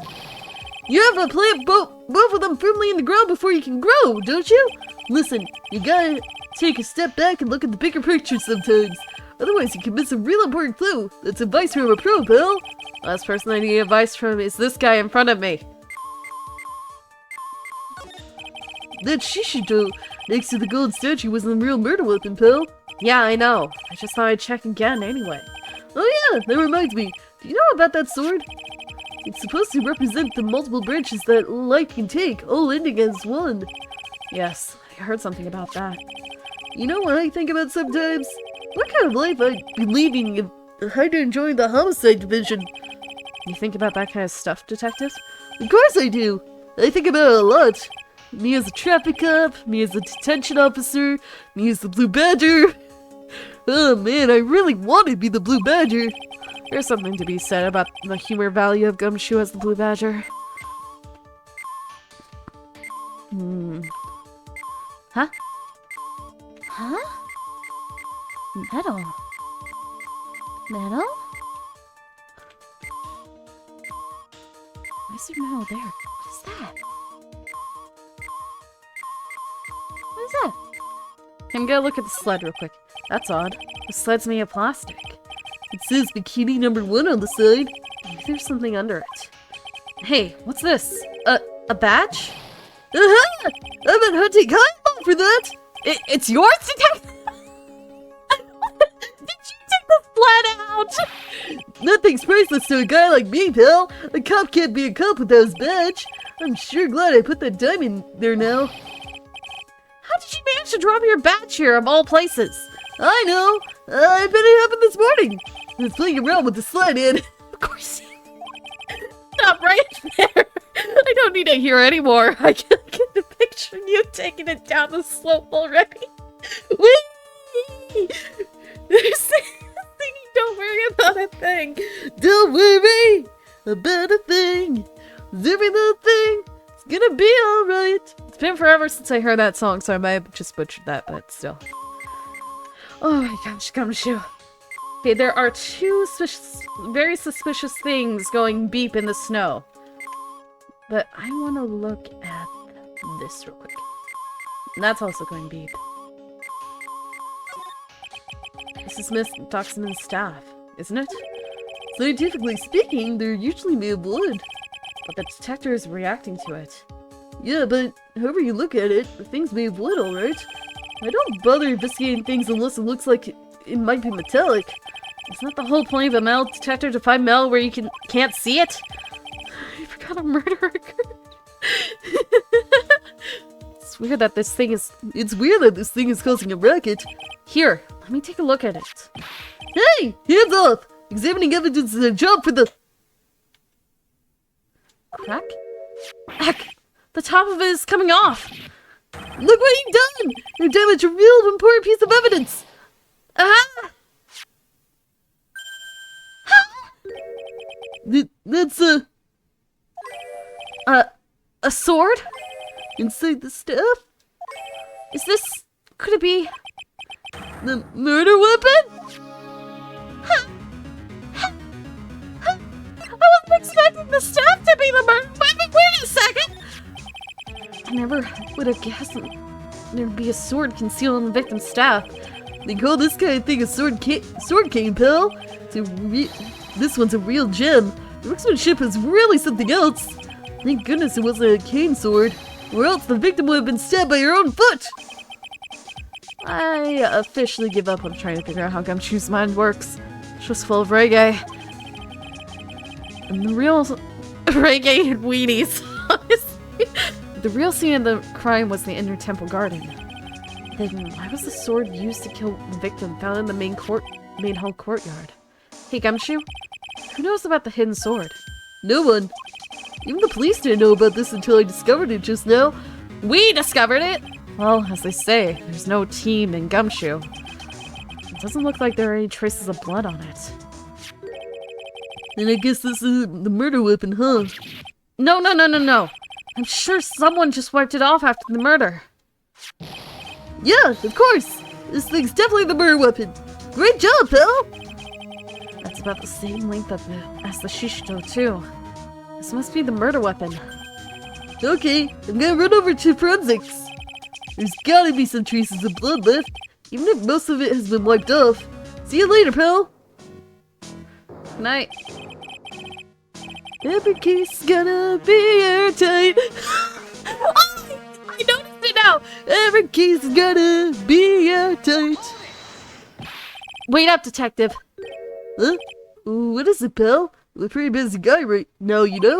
You're going to get that stuff analyzed, right? Would you mind holding off for just a little while? Huh? What are you talking about, pal? Please. Just until we find Maya. Maya? What's this got to do with her? I don't know, but I'm starting to get a really bad feeling in the pit of my stomach. Oh, how so? Look, Maya's trapped inside the sacred cavern right now, and, well, we don't even know if she's okay or not. The more evidence and testimony I hear, the more uneasy I feel. You don't think... Maya's been murdered? Please, detective. Let's just wait until we can get inside the sacred cavern. You're looking kind of ruddy in there.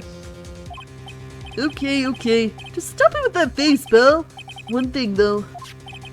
The staff's secret trick. Let's keep it between you and me, alright? If it gets out that we knew about it and didn't say anything, we're finished. I understand. This is just a regular, run-of-the-mill staff. You got it? Okay, now you take good care of it, pal. Thank you, detective. Don't worry. She'll be fine. Gumshoe. You know, there's a place at the base of this mountain that has some really good pasta. How about I take you there when you find Maya, huh, pal? Are you actually being paid now? Sure. Thanks. Victim stay. Or am I paying? It's my treat! Can I borrow $50? Victim staff received from Detective Gumshoe for safekeeping. Can't help but wonder, though. What's the least accident doing with stuff like this in the first place?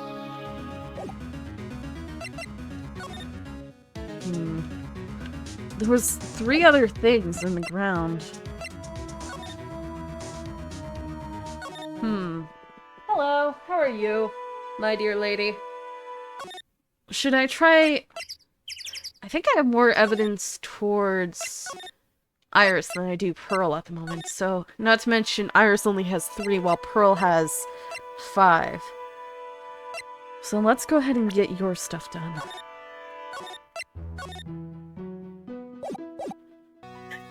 My sister just came in here and said, I love the voice you gave Gumshoe!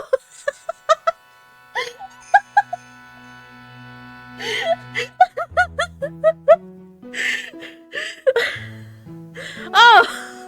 It was a detective job? Oh, I really want to see what it was now!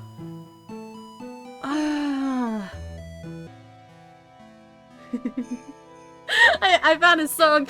No motive, no crime. No motive, no crime. Sing it with me. No motive, no crime. That's the Eve skis. Skis. The skis? It's just a pair of skis. Nothing useful for our case here. It's actually pretty good on skis, you know, pal? I just love to fly down the slopes with my coat fluttering in the wind.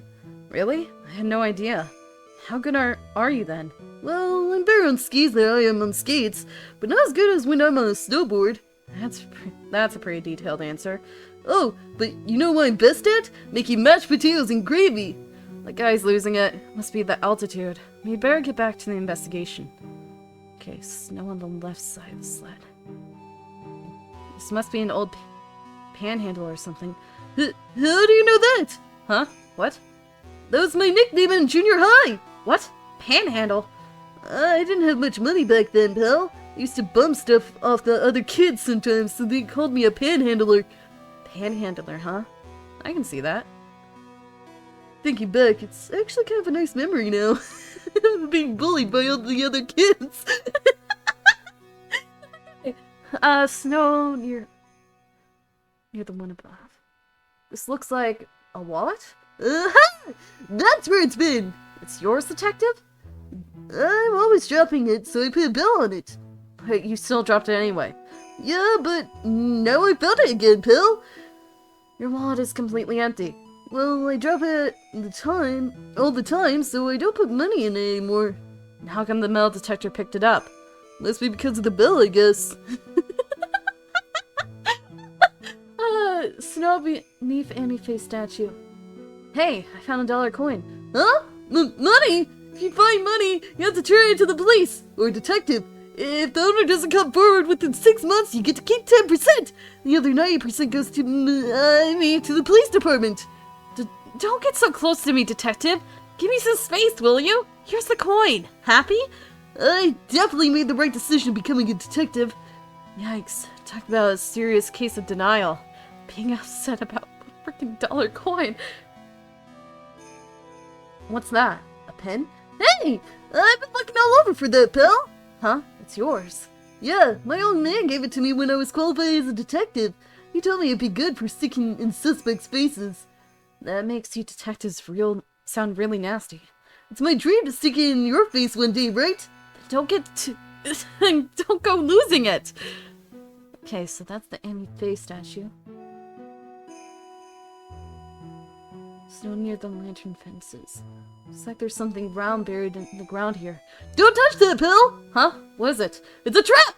People set them out to catch us detectives. They're real nasty. A trap? For detectives?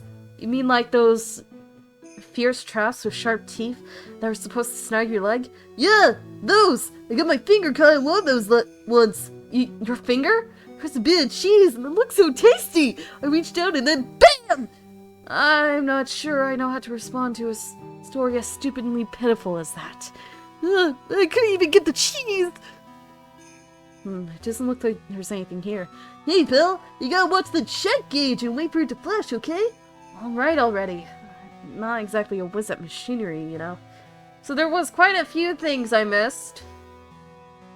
I missed the snow near the front lanterns. We talked about the Amy Faye statue.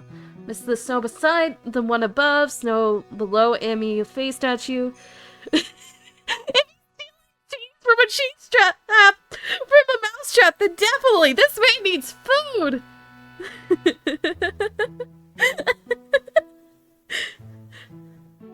It's no woman, no cry. Really? That's the one he's parodying? The only reggae song I know was Let's Don't Worry About a Thing. Anyway. Oh, not talk. We need to present. We need to present the Makatama.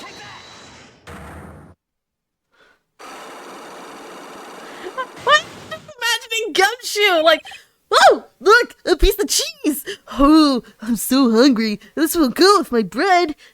That hurt! I got my finger!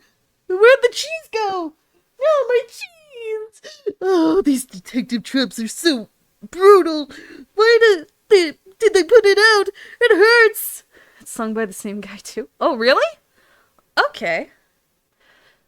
The night of the crime. I think it's time you told the truth about what you were doing on that night. You said you were in your room at Hazakura Temple the entire time. You still claim that to be the truth? Yes, that's where I was. Iris, I believe you're innocent. That's why I want to believe what you're telling me too. But I can't. Because this person saw you somewhere else on the night of the murder. It was Bikini. I'm talking about Sister Bikini, of course. Sister Bikini. Her testimony in court today was very clear. That night I was helping an acolyte with their training in the inner temple, but, well, as you can see, my back likes to act up violently. So I left Iris to help the acolyte and returned to Hazakura Temple. Sister Bikini didn't just see you, she spoke with you. You two talked about Mia's training that night. So you see, Iris, you were the one at the inner temple the night of the murder. That's very impressive, Mr. Wright. Acolyte's actual training was due to start after 10 o'clock that night. Left the main hall early so I wouldn't be late. What time was that? Let me see. It takes about 20 minutes to walk between the main hall to the inner temple. I would have left at about 9:40 p.m., I think. I'm sorry, Iris. The line just doesn't suit you. What? Now, you say you left the main hall at 9:40 p.m., but what you say doesn't add up with this.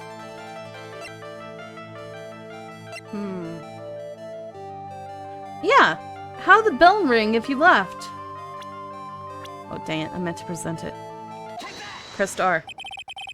You yourself testified to the contrary, don't you remember? You said you rang the lights out bell at 10 o'clock that night.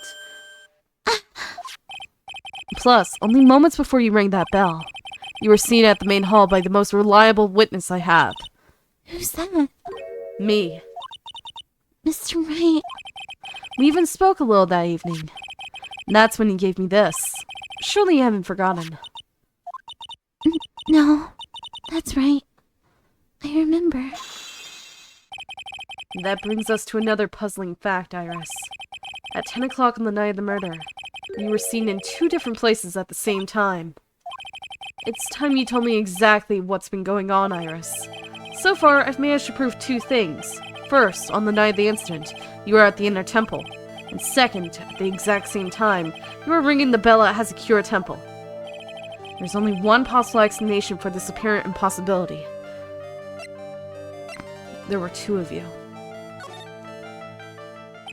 On the night of the incident, you were seen in 2 different places at the same time.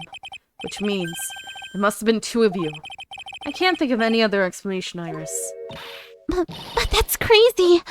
How can that be? There's only one of me. It's impossible. Impossible? I wonder. The way you're trembling certainly seems to suggest otherwise.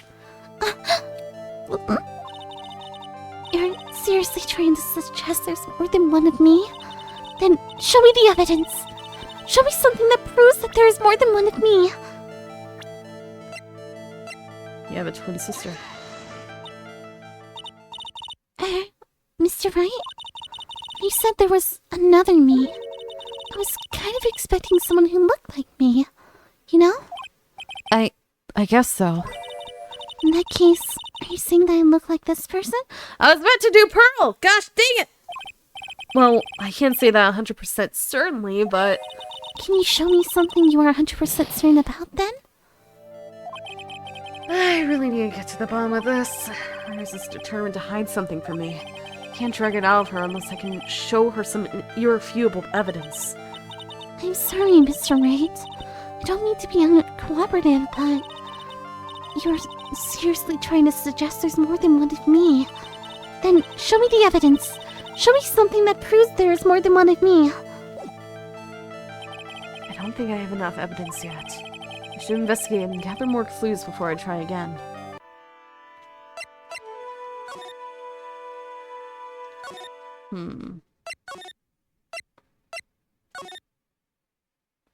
Alright, I'm gonna do Pearl. Where's Pearl? Not here! Not here! Stop going to the same place I just left! Thank you very much. February 9th, Heavenly Hall. I was expecting Larry and Pearls to be here. Guess they must have gone to collect firewood. Suppose I'll have to check back later. Maybe if I go to Edgeworth and present the twin sister idea. Hey, Edgeworth. Did you know that Iris had a twin sister? What? A twin? You can't be serious. Sister Bikini told me, but problem is, she didn't know the name of this twin. There's nothing about Iris having a sister in the files unchecked. Well, Iris was taken in by the temple when she was really young. Apparently, her sister was raised by her father. A jeweler, I think. A jeweler? Right, I just might know who this twin sister of hers is. I had a feeling you'd say that. Let me guess. Her name is Dahlia Hawthorne, right? Yes, exactly. Please, tell me what you know about her, Edward. Please.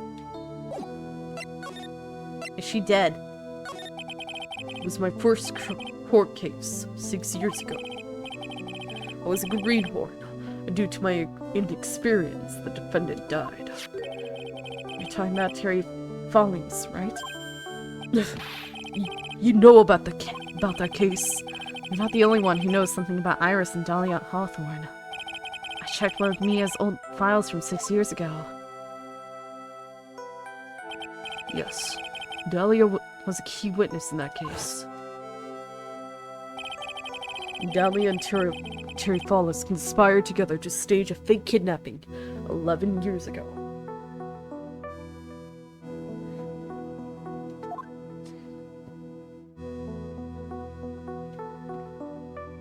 And fell in the river. They stole a jewel worth $2 million from Dahlia's father, a jeweler.